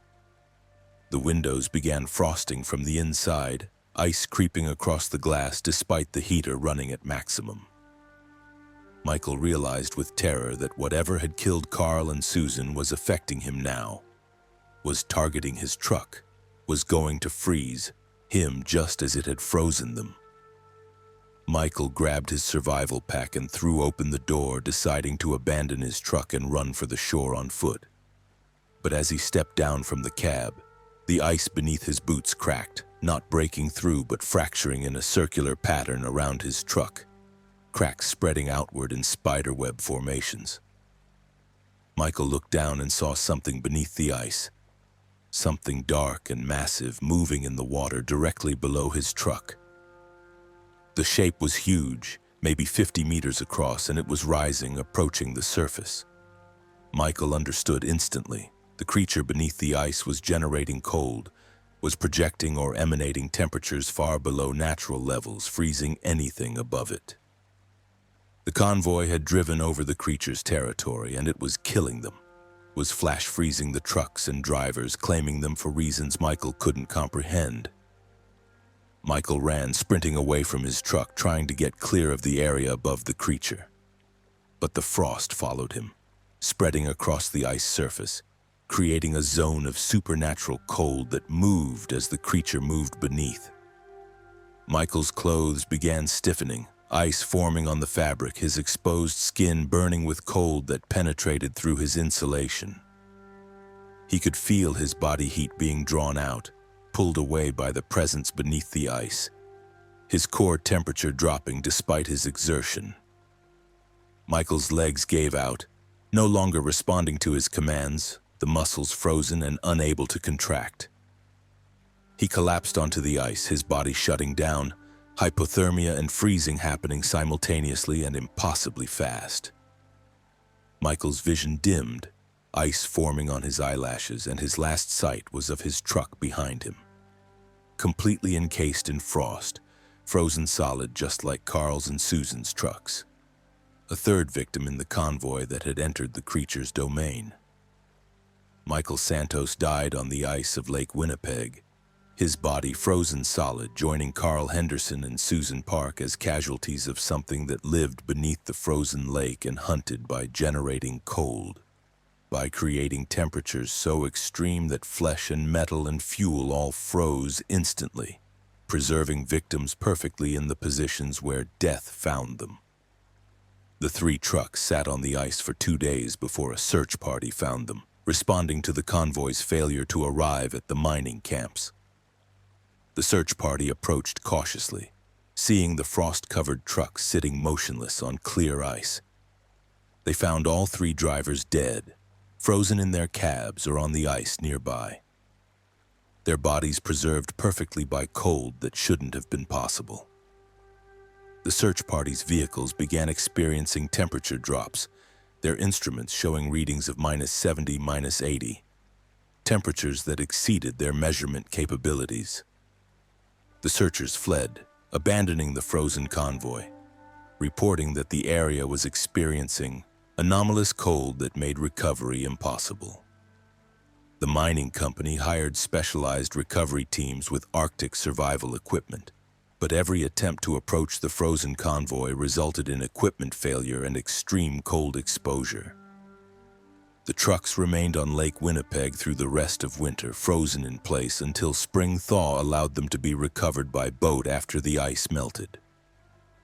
The bodies of Carl, Susan, and Michael were retrieved, but the autopsies couldn't determine cause of death beyond exposure to extreme cold, which was obvious but didn't explain how 3 experienced drivers in heated trucks had frozen to death in minutes. The incident was attributed to equipment failure, possibly carbon monoxide poisoning that killed the drivers and allowed cold to penetrate their cabs. But some members of the recovery team privately admitted they believed something else had killed the convoy. Something that lived beneath Lake Winnipeg and generated cold as a hunting mechanism. Something that had claimed other drivers over the years, creating frozen victims that were attributed to natural causes when actually they were predation by a creature that hunted with cold itself as a weapon.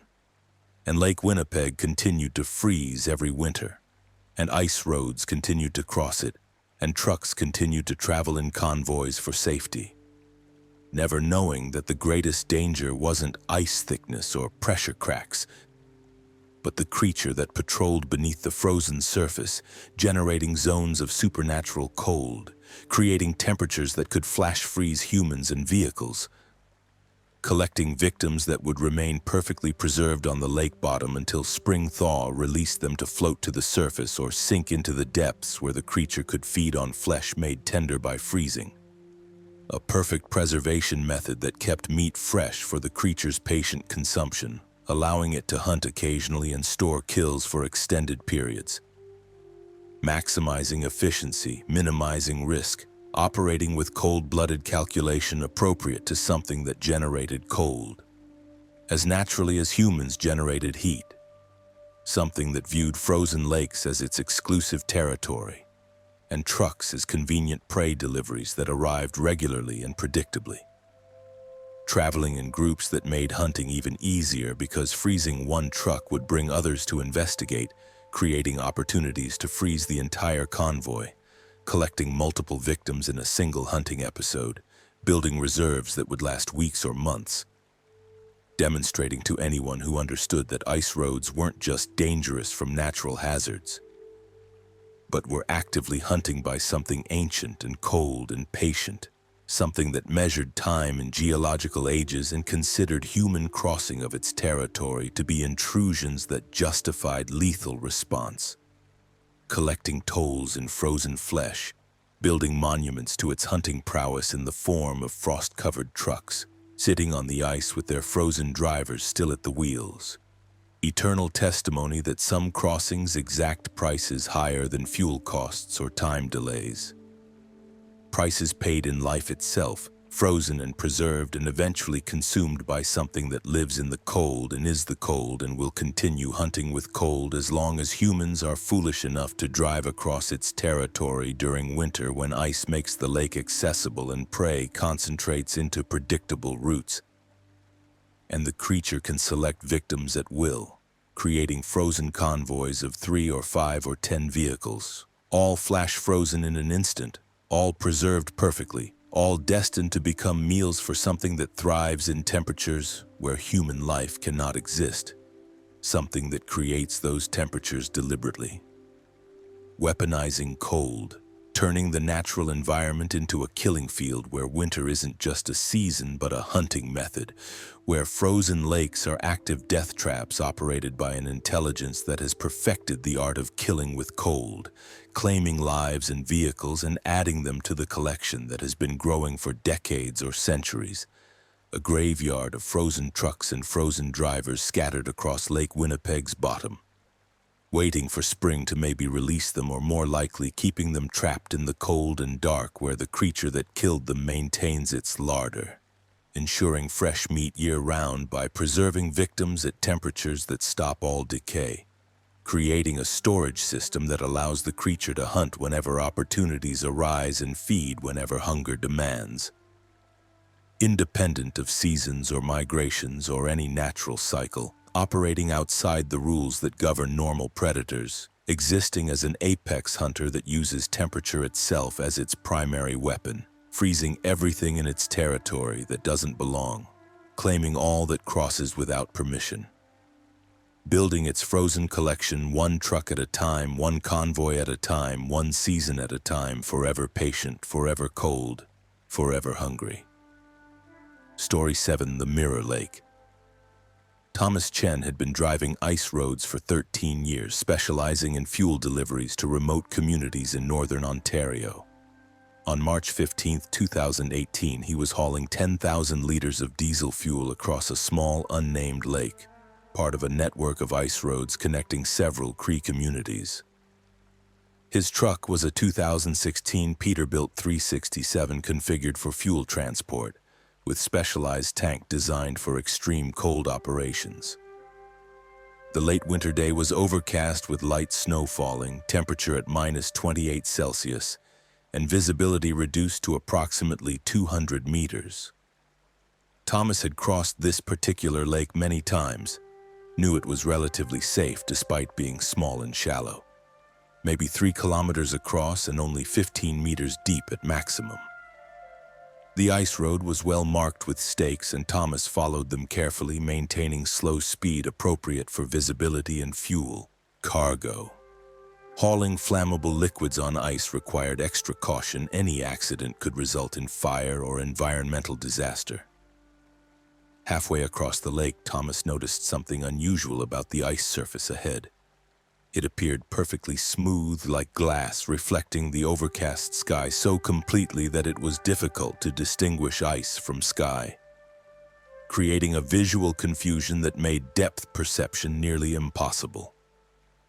Thomas slowed further, approaching the mirror-like ice carefully, uncertain of what he was seeing. As Thomas's truck moved onto the mirror ice, he experienced sudden vertigo, a sensation that he was driving on the sky rather than on the lake surface. That gravity had inverted and he was hanging from the ice with the world above him. Thomas gripped his wheel tight, fighting the disorientation, reminding himself that he was on solid ice, that the visual confusion was just an optical effect caused by light conditions and smooth ice. Then Thomas saw something that made him question his sanity. Another truck, identical to his, driving upside down on the ice, its wheels touching the same surface his wheels touched. but the truck's orientation inverted, as if two surfaces existed in the same location, one right side up and one upside down. Thomas could see the driver of the inverted truck, and the driver was him, Thomas Chen, looking exactly like him, wearing the same clothes, showing the same confused expression. Thomas hit his brakes, his truck sliding slightly on the smooth ice before stopping. The inverted truck stopped too, perfectly synchronized, moving in mirror image to Thomas's actions. Thomas raised his hand and the inverted Thomas raised his hand, the motion simultaneous and identical. Thomas was looking at himself, somehow reflected not in a mirror but in reality itself, as if the mirror-like ice had created a duplicate of him and his truck, an inverted version that occupied the same space from a different orientation. Thomas grabbed his CB radio, intending to call for help or guidance, but as he looked at the radio, he saw the inverted Thomas also reaching for his radio, the motion perfectly synchronized. Whatever Thomas did, the inverted version did simultaneously, like a reflection that had become real, an echo that had gained independent existence while remaining tied to the original. Thomas tried to speak into the radio, but his voice wouldn't work, as if speaking would violate some rule of the mirror effect, would create feedback or conflict that the universe couldn't resolve. Thomas put his truck in reverse, planning to back away from the mirror ice, but as his truck moved backward, so did the inverted truck, maintaining perfect synchronization. Thomas couldn't escape his reflection, couldn't separate from it as long as he remained on the mirror ice. Thomas tried to think logically to understand what was happening. The ice was acting as a dimensional barrier, creating a surface where two orientations of reality intersected, where Thomas existed in both states simultaneously, trapped in a quantum superposition that his consciousness could perceive but not resolve. Then the inverted Thomas broke the synchronization. His mouth opened, forming words that Thomas couldn't hear but could read from lip movements. "You're the reflection." The implication crashed over Thomas like physical force. He wasn't the original. He was the reflected copy. The inverted Thomas was the real one, and Thomas was the echo that had gained temporary awareness but would dissolve when the mirror effect ended. Thomas refused to accept it. He floored his accelerator, trying to drive forward off the mirror ice, trying to reach normal ice where only one version of himself would exist. But the truck wouldn't accelerate properly, the engine sounding wrong, reversed, as if running backward. Thomas checked his instruments and saw they were all inverted, needles moving wrong directions, numbers displaying as mirror images, everything in his cab affected by the mirror reality he was trapped in. The inverted Thomas was moving now, driving forward, and as he drove, Thomas felt himself being pulled, dragged along, forced to move in synchronization. Thomas realized the inverted version was taking control, was the dominant reality, and Thomas was being absorbed into it, his autonomous existence ending, his consciousness merging back into the original. Thomas tried to resist, tried to assert his independent existence, but the mirror was closing. The two versions of reality collapsing into one, and Thomas was the one being eliminated. Thomas's last independent thought was a question. Had he ever been real? Or had he been a reflection from the moment he entered the mirror ice, a temporary copy that existed for minutes before being reabsorbed, his entire life just borrowed memories from the real Thomas who existed in the inverted orientation? As Thomas's consciousness faded, merging back into the unified reality, he saw the mirror ice behind him returning to normal opaque white, the glass-like surface disappearing, the reflection ending. Thomas Chen continued driving across the unnamed lake, reaching the far shore and delivering his fuel load to the community, completing his route without incident. But Thomas felt different, felt incomplete, as if part of him had been left behind on the mirror ice, as if the person who departed the western shore wasn't quite the same as the person who arrived on the eastern shore. Thomas checked himself in his truck's mirror, seeing his face and clothes and everything that should be familiar, but something was wrong. Some detail he couldn't identify but definitely felt. Thomas completed his delivery season and returned south for the spring thaw, but the feeling of wrongness persisted. Thomas consulted doctors, describing a sense of missing something, of being incomplete, but medical tests showed nothing abnormal. Thomas tried to dismiss it as stress or psychological trauma from months of ice road driving, but deep in his mind, Thomas remembered something that shouldn't be a memory. Driving inverted, being the reflected Thomas, absorbing the original and taking his place. Thomas researched mirror ice phenomena, finding scattered references to optical effects on frozen lakes where smooth ice created perfect reflections that disoriented drivers. But Thomas also found older stories, indigenous legends about lakes that served as barriers between worlds, where people who crossed at certain times might exchange places with their counterparts from inverted realities, where the person who departed wasn't the same as the person who arrived, where reflections could become real and originals could become reflections. Thomas came to believe he was the reflected version, that he had absorbed the original Thomas and taken his life, that the real Thomas Chen was trapped in the inverted reality beneath the mirror ice, still driving, still trying to complete his crossing, forever separated from the world he knew. And inverted Thomas, who now lived in the original's place, was an imposter, a copy that had gained dominance and stolen an existence that wasn't his. Thomas tried to return to the unnamed lake the following winter, wanting to cross the mirror ice again, hoping to undo what had happened, to release the original Thomas if he was still trapped. But Thomas couldn't find the exact location, the network of small lakes all looking similar, the ice roads changing routes each season based on ice conditions. Thomas searched for 3 winters, crossing dozens of small lakes, never finding the mirror ice again, never encountering his inverted self, never getting the opportunity to surrender the life he had stolen. Thomas eventually accepted that he was stuck in this reality, living a life that wasn't originally his, carrying memories from both the original Thomas and the reflected Thomas, unable to determine which set of memories was truly his own. And Thomas wondered how many other people were like him, reflected versions who had absorbed their originals and taken their places, living in a world they didn't belong to, carrying the guilt of existence that was stolen rather than earned. And the mirror lakes remained, scattered across the north, freezing smooth in certain conditions, creating surfaces where reality reflected itself and reflections could become real, where people could cross from one side to the other and never know they had been replaced. That the person who drove off the mirror ice wasn't the person who drove onto it, that somewhere in inverted reality their original self was still crossing, still trying to reach the far shore, still trapped in a version of the world that couldn't interact with the dominant reality, separated by a barrier as thin as ice and as insurmountable as the difference between object and reflection, between being and echo, between the person you were and the person the mirror made you become when you crossed at the wrong time in the wrong light on ice.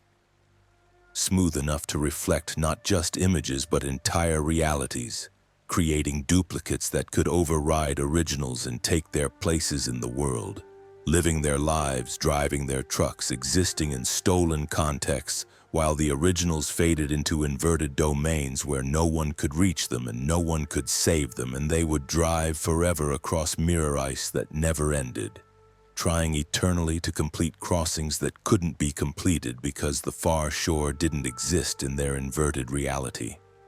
Only more mirror ice extending infinitely in all directions, trapping reflected drivers in an endless sea of frozen reflection where they would circle forever, driving routes that had no destinations, hauling cargo that had no receivers, existing in a world that was real to them but invisible to everyone else, separated from normal reality by the thinnest of barriers.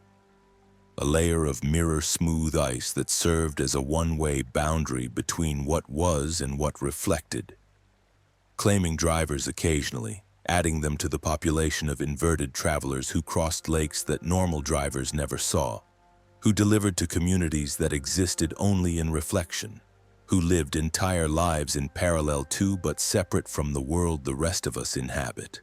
Forever trapped on the other side of mirrors, we don't even know we're crossing until it's too late. And we've been replaced, and our reflected selves are living our lives while we drive eternally through inverted reality, wondering why the shore never gets closer and why the crossing never ends, and why we can't remember clearly which version of ourselves we actually are anymore, the original or the reflection, the real or the copy, the person who existed first or the person who exists now, driving across frozen mirrors that reflect everything, including existence itself, creating copies of reality that sometimes override the originals, turning reflections into truth and truth into reflections, inverting the relationship between what is and what appears to be until no one can definitively say which side of the mirror is real and which is reflected, and whether the distinction even matters when both versions drive the same trucks and cross the same lakes and live the same lives, separated only by the orientation of their existence, right side up or upside down, original or reflection, real or echo, person or copy, forever uncertain, forever divided, forever trapped on opposite sides of ice so smooth it doesn't just reflect light but reflects reality itself, creating populations of inverted drivers who exist in parallel to normal ice road truckers, invisible to each other, separate but entangled, both real and both reflected depending on which side of the mirror you're observing from, both driving, both crossing, both hoping to reach shores that may not exist except as reflections themselves in a world where frozen lakes don't just lie on the surface of the earth but serve as boundaries between orientations of reality, between versions of existence that differ only in their relationship to the mirror but are otherwise identical, creating confusion and uncertainty and stolen lives whenever the ice freezes smooth enough and the light hits correctly, and a driver crosses at exactly the wrong moment to discover too late that mirrors aren't just reflective surfaces but portals between realities where reflections can escape their confinement and become real, while originals get trapped in the inverted domains they left behind, creating an eternal population of reflected drivers who may be more numerous than real drivers, who may actually be the majority, who may have replaced most of us without anyone noticing, because how would you know if you're a reflection except for that nagging sense of incompleteness, that persistent feeling that something is wrong, that you don't quite belong in the world you inhabit, that somewhere there's an inverted version of you who is the real one and you're just the copy living the life that should have been theirs, crossing lakes and making deliveries and existing in a reality that accepted you only because it couldn't tell the difference between the original and the reflection, between the person who entered the mirror ice and the person who emerged from it, both looking identical, both having the same memories, both believing they're the real one, both unable to prove it, both driving trucks across frozen lakes wondering if they're real or reflected, original or copy, person or echo, existing in uncertainty forever because once the mirror effect has occurred, there's no way to undo it, no way to verify which version you are, no way to know for certain if the life you're living is yours or if you stole it from someone who is now trapped in your place on the other side of a mirror made of ice, smooth and clear and perfect, reflecting everything including existence itself. Story 8. The Frozen Screaming. Alan Kowalski had been driving ice roads for 17 years, working primarily in northern Quebec, hauling supplies for hydroelectric dam construction projects. On January 22, 2015, he was crossing Kaniapiskau Reservoir, an artificial lake created by damming rivers for hydroelectric power. His truck was a 2013 Mack Granite configured for heavy equipment transport, carrying approximately 38 tons of concrete forms and rebar. The winter day was cold and windy. temperature at -36 Celsius, with gusts creating ground blizzard conditions that reduced visibility periodically to near zero. Alan had crossed Kaniapiskau Reservoir twice before, knew the ice road was maintained by the dam construction company, and considered safe despite the reservoir's artificial nature. Flooded reservoirs sometimes created unstable ice due to irregular bottom topography and submerged structures, but the route had been tested and certified for heavy loads. Alan departed the western shore at 9:00 a.m., planning to reach the construction site by early afternoon. The crossing was approximately 40 kilometers across the widest section of the reservoir. 20 kilometers into the crossing, Alan heard something that made his blood run cold. Screaming.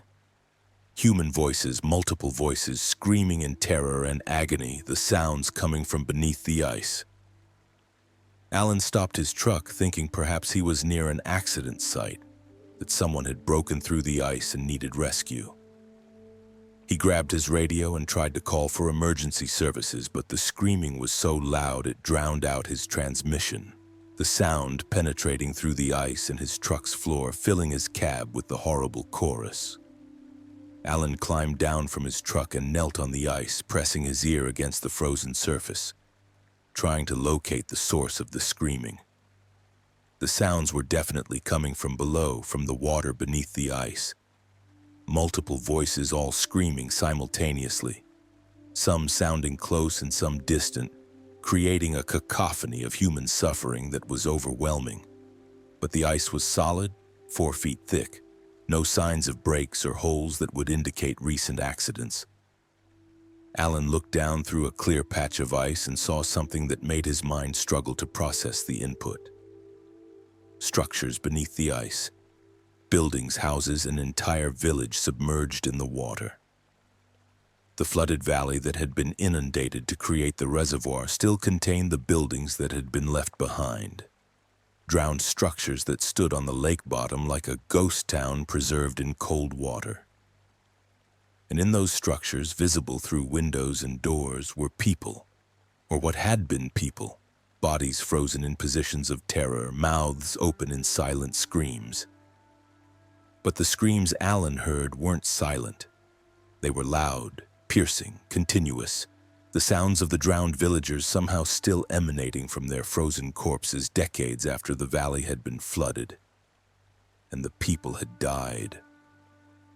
Alan was hearing the death screams of an entire community, preserved in ice and water, replaying eternally, the sound trapped in the reservoir just as the bodies were trapped in the submerged buildings. Alan ran back to his truck, desperate to escape the screaming, but as he climbed into his cab, the sound intensified, became louder and more focused, as if the drowned villagers had noticed his presence and were directing their screams at him specifically. Alan covered his ears, but the sound penetrated through his hands, through his skull, directly into his brain, making thought impossible, making action difficult, overwhelming his nervous system with auditory input that carried emotion as well as sound. Terror, rage, despair, the final feelings of people who had drowned in their homes as the reservoir filled. Alan started his engine and accelerated, trying to drive away from the submerged village, but the screaming followed him, maintaining constant volume regardless of his speed or distance. Alan realized the screaming wasn't localized to one area but filled the entire reservoir, that everywhere above the drowned village was saturated with the sound, that the whole lake was screaming with the voices of the dead, that there was no escape as long as he remained on the ice. Alan's hands shook on the wheel, his vision blurring from tears forced out by the intensity of the sound, his body wanting to shut down, to stop processing the input, to find unconsciousness as relief from the overwhelming screaming. But Alan forced himself to keep driving, to push toward the eastern shore, to complete the crossing and escape the reservoir. The distance seemed infinite, each kilometer taking forever. The screaming never diminishing, never pausing for breath, just continuous eternal sound that filled Alan's universe. Then Alan heard something different within the screaming. Words. The sounds weren't just formless shrieks, but were forming syllables, sentences, messages directed at him. You drive on our graves. You profit from our drowning. Your dam killed us. Your progress murdered us. Join us, drown with us, die with us. Feel what we felt when the water rose and nobody came to save us, and we drowned in our homes while the government said it was necessary. Said it was for the greater good. Said our sacrifice would power cities and industry and justify our deaths. Alan understood with horror what he was hearing. The reservoir had been created by flooding a valley, and the indigenous community living there had been forcibly relocated, but some residents had refused to leave, had protested the dam, had barricaded themselves in their homes, insisting they wouldn't abandon their ancestral land. And when the dam gates closed and the reservoir began filling, those protesters had drowned, had died in their homes as water rose around them, and their bodies had never been recovered, left in the flooded buildings as the reservoir reached its full capacity. The screaming was their protest, their rage at being drowned for hydroelectric power, their eternal objection to the reservoir that had killed them and the trucks that crossed it carrying supplies to build more dams, to flood more valleys, to drown more communities in the name of progress and energy production. Alan was driving across their mass grave, and they wanted him to know it, wanted him to hear their death screams, wanted him to share their suffering. Alan's truck began losing power, the engine sputtering despite full fuel and proper function moments before. Alan checked his instruments and saw his electrical systems failing, gauges dropping to zero, lights dimming, as if energy was being drained from his vehicle by the screaming itself, by the drowned villagers pulling power from the truck that served the dam that had killed them. Alan's truck coasted to a stop, engine dead, electrical systems offline, leaving him stranded in the middle of the reservoir with the screaming surrounding him, penetrating him, breaking him down. Alan tried to restart the engine, but nothing responded. The truck completely dead. He grabbed his survival gear and prepared to walk to the eastern shore, approximately 15 kilometers distant, a journey that would take hours in extreme cold but was survivable with proper equipment. But as Alan opened his door, he felt something grab his ankle. A hand emerging from the ice itself, fingers of frozen flesh gripping him, pulling him toward the surface. Alan looked down and saw a face pressed against the underside of the ice. A drowned villager, skin gray and eyes white with frost, mouth open showing frozen teeth, the hand extending impossibly through solid ice to grasp Alan's leg. More hands appeared, breaking through the ice surface, reaching up from the water below, dozens of drowned villagers all trying to grab Alan, to pull him down through the ice, to drown him just as they had been drowned, to add him to their collection of victims, to make him scream eternally with them. Alan kicked at the hands, trying to break free, but they were strong, fueled by rage and suffering, pulling with force that living humans couldn't match. Alan felt himself being dragged toward holes in the ice that were opening, the frozen surface breaking apart as the drowned villagers breached from below, creating gaps through which they could pull Alan into the freezing water. Alan screamed, adding his voice to the chorus, his terror joining the eternal screaming of the drowned as he was pulled closer to the water. Then abruptly, the hands released him. Alan fell backward onto solid ice, the hands retreating, the holes in the ice closing, the drowned villagers sinking back beneath the surface. The screaming continued, but was no longer focused on Alan, had returned to its general broadcast, filling the reservoir but not specifically attacking him. Alan lay on the ice, gasping and shaking, trying to understand why he had been released. A voice spoke, distinct from the screaming, an elderly woman's voice that sounded tired and sad. "We don't want to kill you. We want you to tell them. Tell the people who build dams and flood valleys that we're still here. Tell them the drowned don't disappear, don't stop existing just because water covers our homes. Tell them every reservoir holds screaming, holds the voices of those who died to create it. Tell them progress has a cost that doesn't end when the water stops rising." Tell them we remember and we scream, and we will scream forever until someone acknowledges what was done to us, until someone admits that our deaths were murder disguised as development." Alan nodded, tears freezing on his face, understanding the message. The drowned villagers didn't want more victims. They wanted witnesses, wanted someone to carry their story, to speak for them, to acknowledge their existence and their suffering. Alan promised, speaking aloud even though the screaming made his voice barely audible. "I'll tell them. I'll make sure people know. You won't be forgotten. Your screaming will be heard." The screaming diminished, not stopping but reducing to a level that was bearable, and Alan's truck suddenly restarted, electrical systems coming back online, engine running smoothly. Alan drove the remaining 15 kilometers to the eastern shore, the screaming following him but no longer attacking, simply existing as background horror, reminder of what lay beneath the ice. Alan completed his delivery to the construction site but immediately quit his job, refusing to work for the dam company any longer, refusing to profit from projects that drowned communities. Alan tried to tell the story, writing to newspapers, contacting indigenous rights organizations, speaking at public meetings about the drowned village and the screaming reservoir. Most dismissed his account as trauma or fabrication, but some indigenous activists knew exactly what he was describing.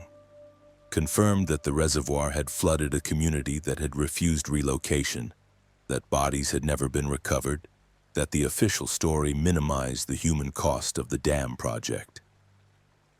Alan learned there were dozens of similar cases across northern Canada. Hydroelectric reservoirs created by flooding valleys and displacing communities. Official records saying everyone was safely relocated, but unofficial accounts describing protesters who refused to leave and whose fates were never properly documented. Alan wondered how many other reservoirs held screaming, held the voices of the drowned who hadn't been given proper acknowledgement or burial, who remained in their flooded homes calling out forever, trying to be heard, trying to make the living understand the cost of the power flowing through transmission lines to cities hundreds of kilometers away. And Kaniapiskau Reservoir continued to scream, the sound imperceptible to most people but audible to those sensitive enough or unlucky enough to hear. A constant broadcast of suffering and protest that filled the water and ice, that emerged from submerged buildings where frozen corpses stood in eternal positions of drowning, mouths open, lungs full of water, bodies preserved by cold, voices preserved by rage and grief and the refusal to be forgotten. Ice road drivers who crossed the reservoir sometimes reported hearing strange sounds, attributing them to ice movement or wind, never knowing they were hearing the screaming of the drowned, the eternal protest of those who died to create the reservoir, whose deaths powered the trucks that crossed their graves, whose screaming would continue as long as the dam stood and the valley remained flooded and the bodies remained trapped in their homes beneath the ice. Calling out to anyone who would listen, anyone who would acknowledge them, anyone who would tell their story and admit the truth that progress sometimes murders and development sometimes drowns. And the costs of civilization are paid by those who have no choice but to surrender their homes and their lives and their voices to the water that rises and the ice that freezes and the screaming that never ends, echoing through reservoirs across the north.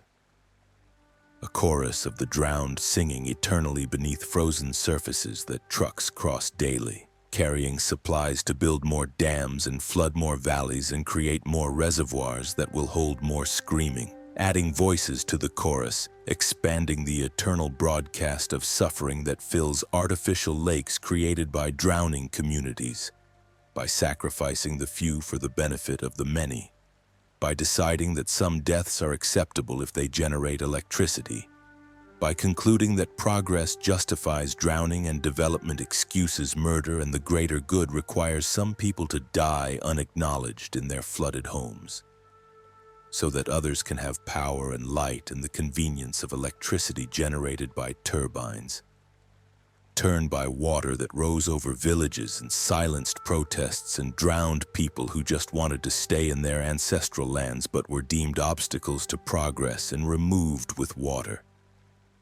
And now scream from beneath the ice of reservoirs that pretend to be natural lakes but are actually mass graves. Monuments to development built on the bodies of the drowned who refuse to be silent, who scream eternally, who fill the water with sound that most people can't hear but that exists nonetheless, audible to those who listen, unbearable to those who hear. A reminder that every reservoir holds voices, every dam has a body count, and every ice road crosses graves of people who drowned not in accidents but in decisions, in policies, in the deliberate flooding of valleys that were determined to be expendable, that were sacrificed for the greater good, creating screaming reservoirs where the drowned call out forever, trying to be heard, trying to be remembered, trying to make someone acknowledge that they existed and they mattered and their deaths weren't justified by the electricity their drowning produced, their voices frozen in ice and preserved in water. Eternal protests that will continue as long as reservoirs exist and ice roads cross them and drivers are sensitive enough to hear the screaming of the drowned, who will never stop calling out, never stop protesting, never stop reminding the living that progress has costs and development has victims, and some of those victims don't disappear when the water covers them, but instead remain forever screaming beneath the ice. Story 9: The Shifting Ice. Rebecca Walsh had been driving ice roads for 10 years, specializing in medical evacuations and emergency supply runs to remote communities in northern Saskatchewan. On February 2, 2019, she was crossing Reindeer Lake with urgent medical supplies for a community experiencing an outbreak of respiratory illness. Her truck was a 2017 Freightliner M2 configured for rapid response, carrying approximately 8 tons of medical equipment, medications, and emergency supplies.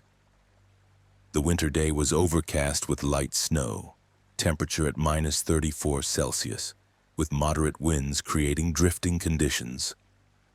Rebecca had crossed Reindeer Lake many times, considered it one of the more challenging routes due to the lake's size and irregular shape, creating variable ice conditions. The crossing was approximately 70 kilometers following the marked ice road that wound between islands and around known thin ice areas. Rebecca departed the southern shore at 11 a.m., planning to reach the community by mid-afternoon. Time was critical, the medical supplies urgently needed. 30 kilometers into the crossing, Rebecca noticed the ice road stakes ahead were positioned wrong, angled differently than they should be, as if the route had been altered without her being informed. Rebecca slowed her truck and checked her GPS, confirming she was on the correct path according to the digital map. But the physical stakes suggested the route had shifted, moved to a different location. Rebecca radioed the maintenance station asking if the route had been changed. The dispatcher sounded confused. "Rebecca, the route hasn't changed. The stakes are in the same positions they've been all season. Are you sure you're seeing something different?" Rebecca confirmed she was absolutely certain the stakes ahead were marking a route that diverged from her GPS track by approximately 50 meters, leading in a slightly different direction. The dispatcher insisted this wasn't possible, that stakes were frozen into the ice and couldn't move, that Rebecca must be misreading her position. But Rebecca trusted her observations. She decided to follow the physical stakes rather than the GPS, reasoning that someone must have moved them for good reason, perhaps to avoid a newly discovered thin ice area. Rebecca turned her truck to follow the stakes, diverging from her GPS track.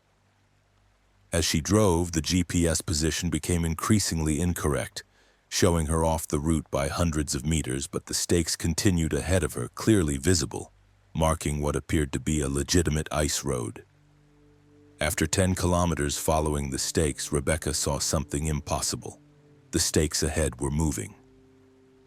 They weren't stationary markers frozen in ice, but were sliding across the surface, repositioning themselves, creating a route that shifted in real time.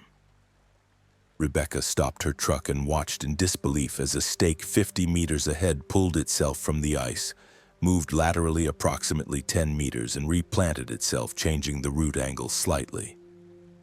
Another stake repeated the process, then another, the entire marked route ahead shifting like a living thing. Rebecca felt panic rising. She was following a route that was actively changing, being led somewhere by moving markers that shouldn't be able to move at all. Rebecca put her truck in reverse, planning to back up to where she had diverged from the GPS route. But when she looked behind her, the stakes there had moved too, had closed in behind her, blocking her retreat, forcing her to continue forward along the shifting route. Rebecca grabbed her radio, trying to explain what was happening, but the dispatcher's response was garbled and distorted, as if distance or interference was breaking up the transmission despite Rebecca's radio working perfectly minutes before. Rebecca tried her cell phone. No signal. Her GPS was showing her in the middle of the lake with no marked routes nearby, position indicating she was kilometers from any established ice road. The stakes continued shifting, creating a route that led deeper into areas of the lake that Rebecca knew were dangerous. Locations where thin ice and pressure cracks made crossing risky. Rebecca had no choice but to follow, the stakes having created a corridor with no alternative paths, walls of thin ice on either side making deviation impossible. Rebecca felt like prey being herded, guided towards something, led into a trap by markers that appeared helpful but were actually malevolent. Then Rebecca saw the destination, a massive hole in the ice ahead, maybe 50 meters across, the stakes leading directly toward it, creating a route that would guide any following truck straight into the opening. Rebecca hit her brakes, stopping her truck approximately 30 meters from the hole, refusing to drive closer. The stakes around her began moving again, repositioning to create pressure, to funnel her toward the hole, to force her to either drive into it or attempt escape across ice that looked dangerously thin. Rebecca climbed down from her truck and examined the hole. The edges were clean, not broken as if the ice had fractured, but smooth as if the ice had been cut or melted, creating a perfect circular opening. The water inside was dark and still. No waves or ripples despite the wind, suggesting the hole was deep or the water was somehow different from normal lake water. Rebecca knelt near the edge and looked down into the hole, seeing nothing but blackness extending beyond the reach of her flashlight. Then Rebecca saw movement in the water, shapes rising from the depths, approaching the surface. The shapes were large, irregular, not resembling any fish or animal Rebecca knew. As they rose closer, Rebecca saw they were trucks, submerged vehicles rising vertically through the water, approaching the hole from below. The trucks were old, decades old, their paint faded and metal corroded by years underwater, and in their cabs were drivers, bodies preserved by cold water, hands still on their wheels, faces frozen in expressions of terror. The trucks continued rising, emerging from the hole, water cascading off their surfaces as they breached like whales. The vehicles didn't fall back, but instead remained suspended, hovering above the hole, dripping lake water that froze instantly in the cold air. Rebecca counted 7 trucks, all hovering, all occupied by frozen corpses, all positioned as if the hole was displaying them, showing Rebecca what awaited her if she drove into the opening. Rebecca backed away, returning to her truck. But before she could climb in, the stakes around her closed in, moving rapidly, creating a tight circle that trapped her between her vehicle and the hole. The stakes were herding her toward the water, using her natural reluctance to touch them to guide her movement, forcing her closer to the edge. Rebecca tried to push through the stakes, but they were solid, frozen into ice, immovable despite having moved themselves moments before. The hovering trucks began descending back into the hole, sinking slowly, their weight pulling them down despite no visible means of support. As they sank, the frozen driver's hands released their steering wheels and reached toward Rebecca, beckoning, inviting her to join them, to drive her truck into the hole and sink to join their collection on the lake bottom. Rebecca saw their mouths moving, attempting to speak, words emerging as bubbles in the water that burst at the surface, creating sounds. Join us. The ice moves for the lake. The lake collects drivers. Your truck is next. The stakes choose who to bring. You were chosen. Come into the water, join the collection. Rebecca screamed, her sanity fracturing under the impossible horror. She ran not toward her truck but away from it, fleeing across the ice despite knowing it was thin, knowing she might break through, preferring the chance of drowning to the certainty of being collected by whatever entity controlled the stakes in the hole in the submerged trucks. Rebecca ran for several minutes, her breath burning in the extreme cold, her legs aching until she collapsed on the ice from exhaustion. Rebecca lay there, expecting the stakes to pursue her, to surround her and drag her back to the hole. But when she looked back, the stakes were gone, the hole was gone, her truck was gone. Rebecca was alone on empty ice with no markers, no route, no vehicle, no reference points. Her GPS still showed her kilometers from any established ice road. Her radio still received only static. Her phone still had no signal. Rebecca was lost in the middle of Reindeer Lake with no way to navigate and no way to call for help. Rebecca forced herself to stand, to think logically. The sun was still visible through clouds, allowing her to determine rough directions. Rebecca knew the community she had been heading toward was northeast of her position, and she began walking, hoping to encounter the real ice road or reach the shore or find any sign of civilization. Rebecca walked for hours, the cold penetrating her clothing, hypothermia beginning to affect her coordination and judgment. But she kept moving, knowing stopping meant death. As darkness fell, Rebecca saw lights in the distance, the community she had been trying to reach, visible across several kilometers of ice. Rebecca altered her course toward the lights, using the last of her energy to close the distance. She reached the shore after nightfall, collapsing near the community's outskirts, where residents found her and brought her inside. Rebecca was treated for severe hypothermia and frostbite, spending 3 days recovering before she could properly explain what had happened. The community sent search parties to look for Rebecca's truck, using the GPS coordinates from her last known position. But they found nothing.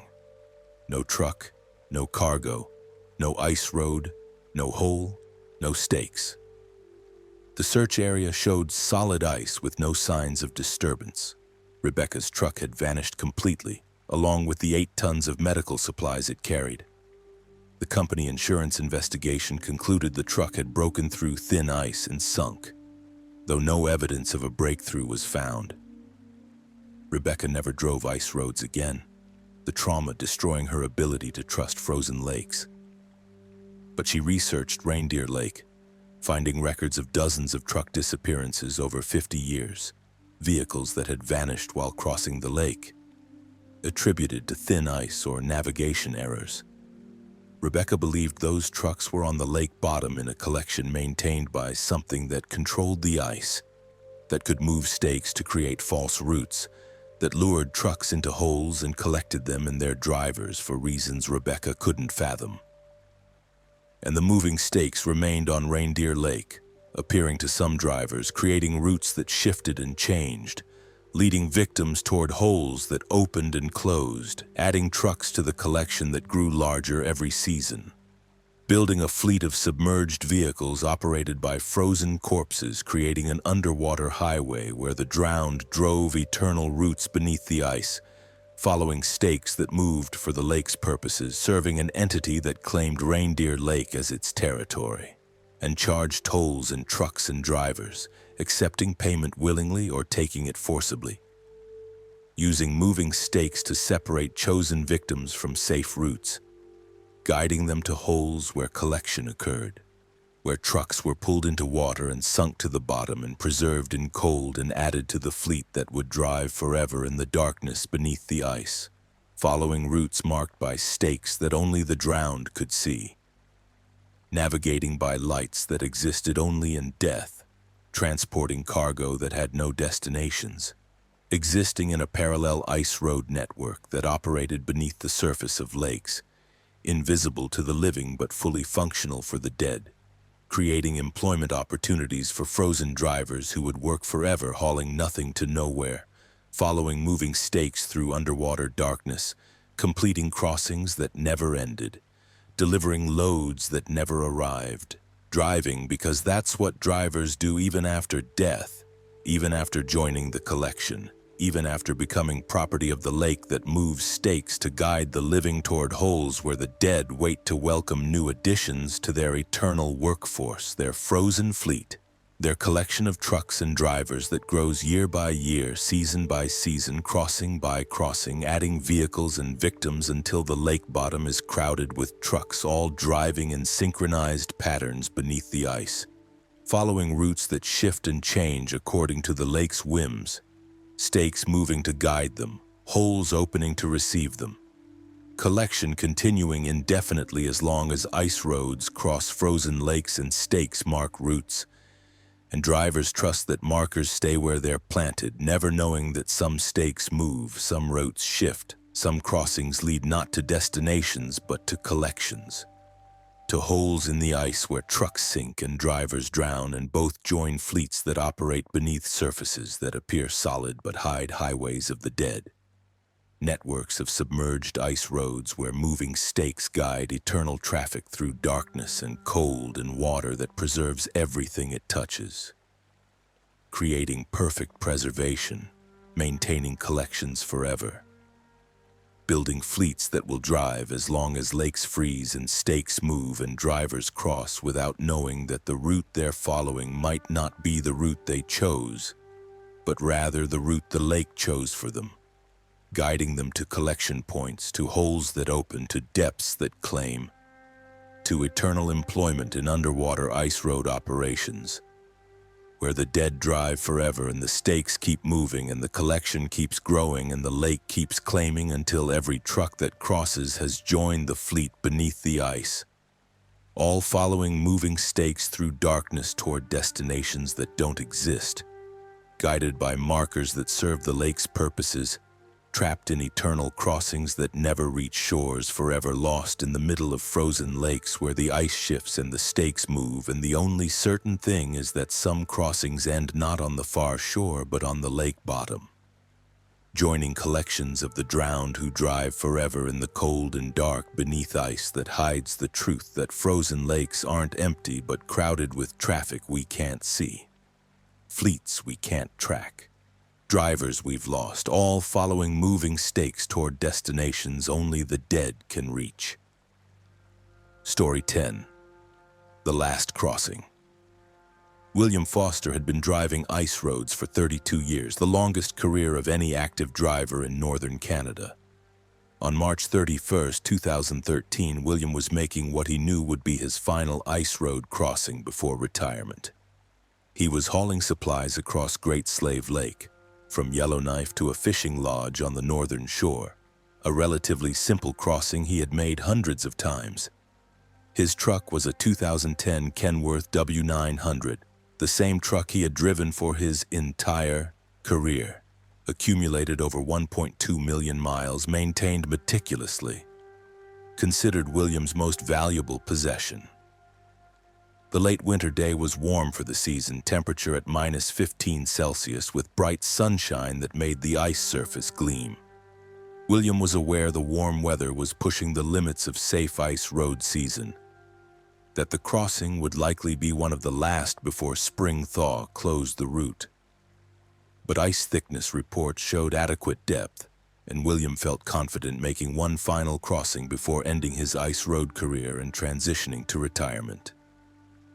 William departed Yellowknife at 2:00 p.m., planning to reach the lodge before dark and spend the night there before returning to Yellowknife by air. His truck to be picked up later by another driver. The crossing was approximately 60 kilometers, expected to take about 2 hours. William drove slowly, respecting the ice despite his experience, knowing that late-season crossings were always riskier than midwinter runs. Halfway across the lake, William noticed the ice surface was wet, water pooling on top of the frozen layer, a sign that melting was occurring more rapidly than the thickness reports had indicated.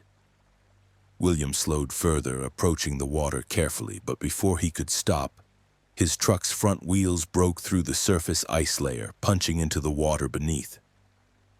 The truck lurched downward, the cab tilting forward as the front axle crashed through. William hit his brakes and threw the transmission into reverse, trying to back out of the breakthrough, but his rear wheels lost traction on the wet ice, spinning uselessly.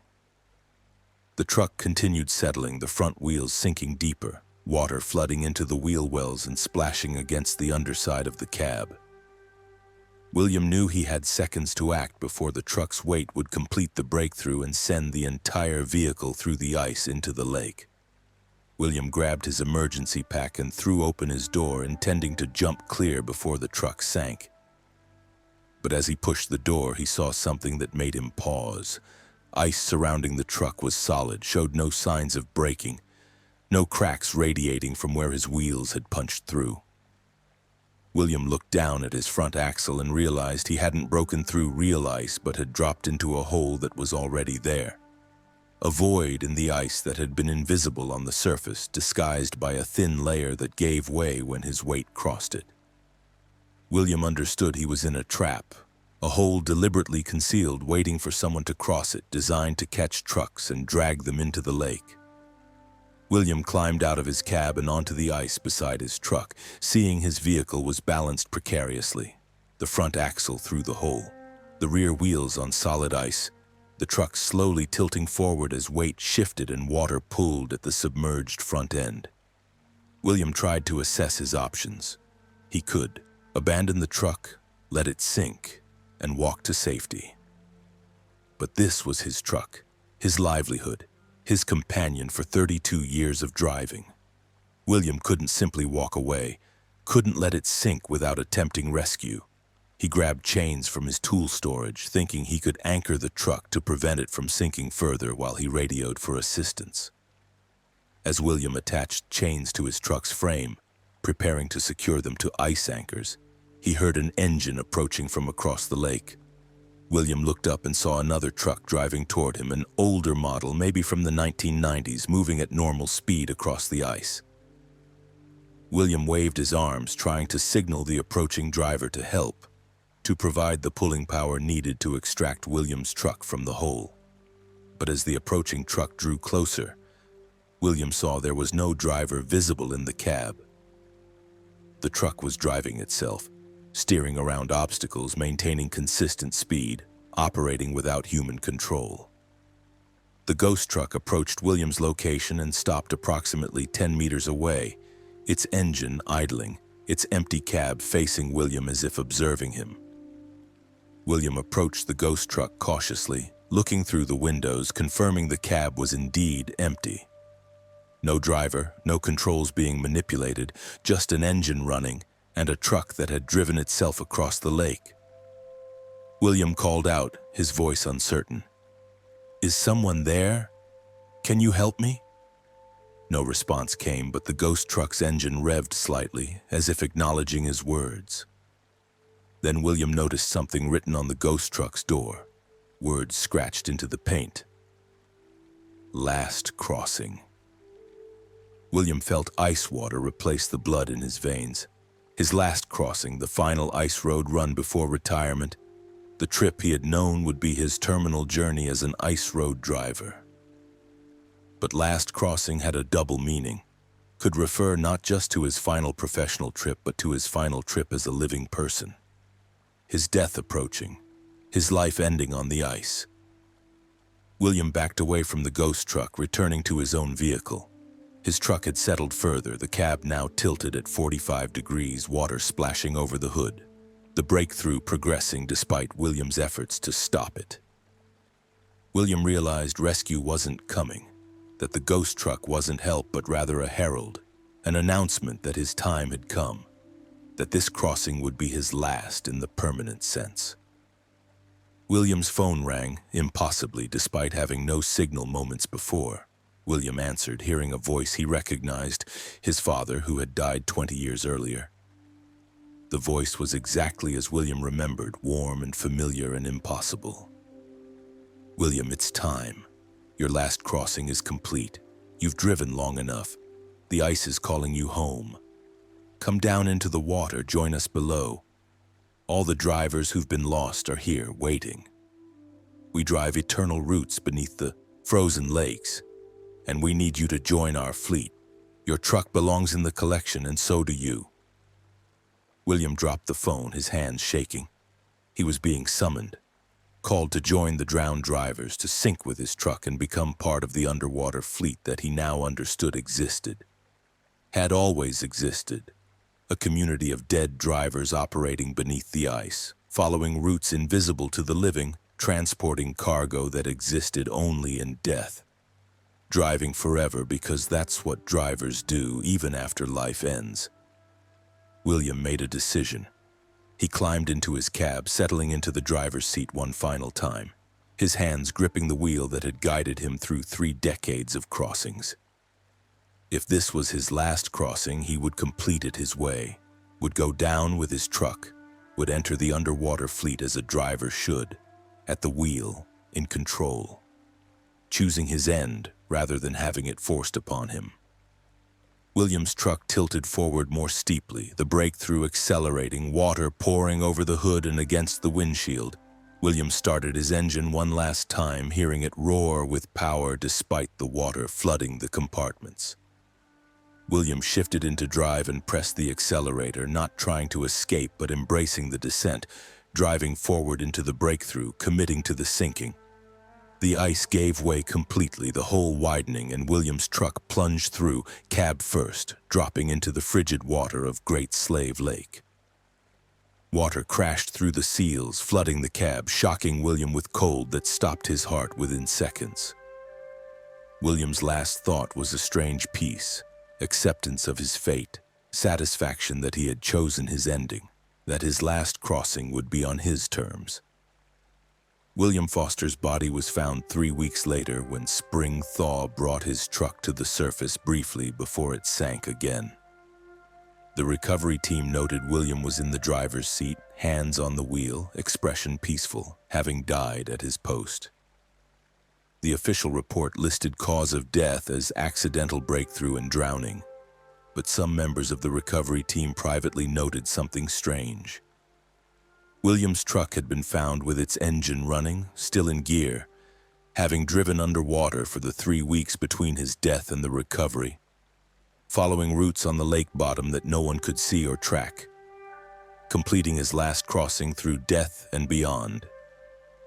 And William Foster joined the fleet of drowned drivers, eternal ice road truckers who operate beneath frozen lakes, following moving stakes and shifting routes, hauling cargo that exists only in death, delivering to destinations that can't be reached by the living. Driving because that's what drivers do, even when breathing has stopped and hearts have ceased and bodies have frozen and trucks have sunk. The driving continues, the routes persist, the crossings never end, creating populations of dead drivers that grow every season, adding those whose last crossings become permanent, whose final runs never reach their destinations in the world above, but instead deliver them to the world below, to highways beneath the ice where the drowned drive forever, where William Foster now steers his truck through dark water, following routes that trace the lake bottom, passing other drowned drivers who wave and communicate through means that don't require air or sound, building community in death, maintaining camaraderie among drivers who share eternal employment, who will never retire, who will cross frozen lakes from below forever, their trucks preserved by cold water, their bodies sustained by whatever force maintains the underwater fleet, their purpose clear even if their destinations are mysterious. Driving because the ice roads exist above and below, on surfaces and in depths, for the living and for the dead, creating parallel networks of transportation that intersect only during breakthroughs, during sink-ins, during last crossings that transition drivers from the surface fleet to the underwater fleet, from breathing life to frozen death, From temporary employment to eternal career, from ice road trucker who retires after 30 years to ice road ghost who drives forever. 3 decades of experience in life becoming eternity of experience in death. Skills honed on frozen surfaces applied to underwater routes. Knowledge of ice road hazards supplemented with understanding of submerged obstacles. Careers that don't end but transform, changing context but maintaining core identity. Truckers who become ghost truckers. Living drivers who become dead drivers. Humans who become whatever humans become after drowning in frozen lakes while sitting in truck cabs with hands on wheels. Existing in states between life and death, between solid and liquid, between surface and depth. Driving routes that connect the world above with the world below. Transporting not cargo but themselves.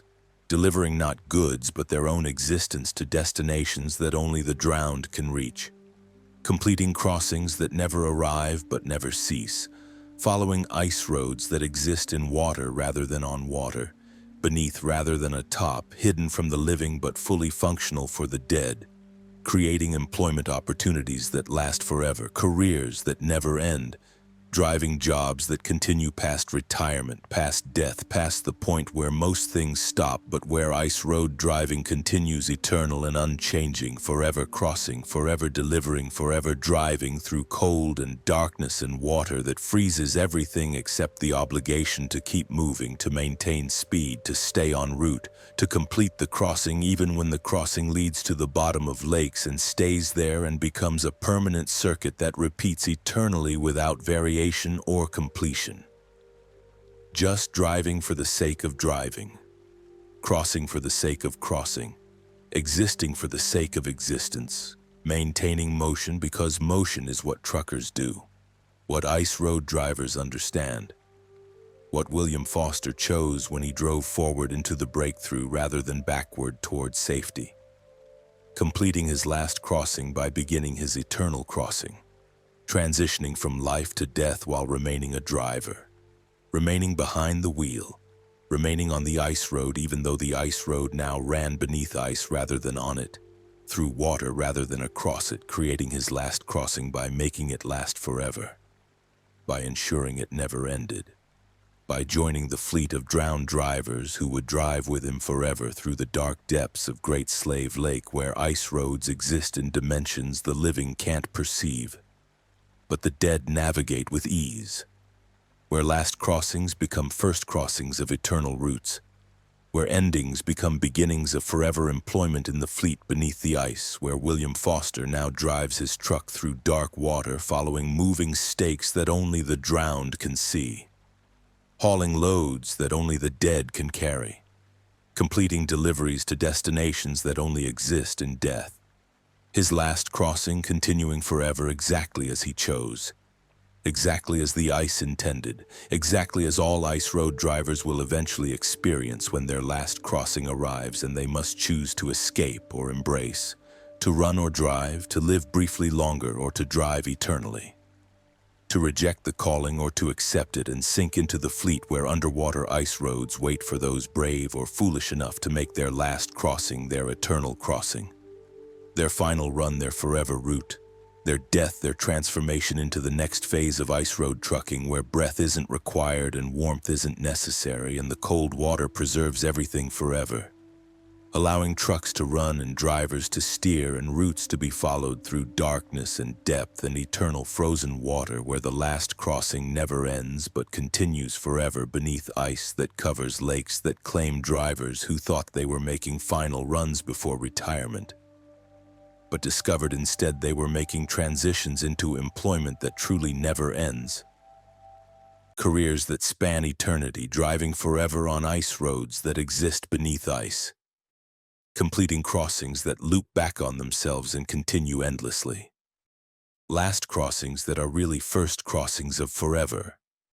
Terminal journeys that mark beginnings of eternal employment in the fleet of drowned drivers who maintain underwater ice roads and welcome new additions, who made their last crossings and stayed beneath the ice and joined the community of dead drivers who will never stop crossing frozen lakes from below, forever and always, eternally driving.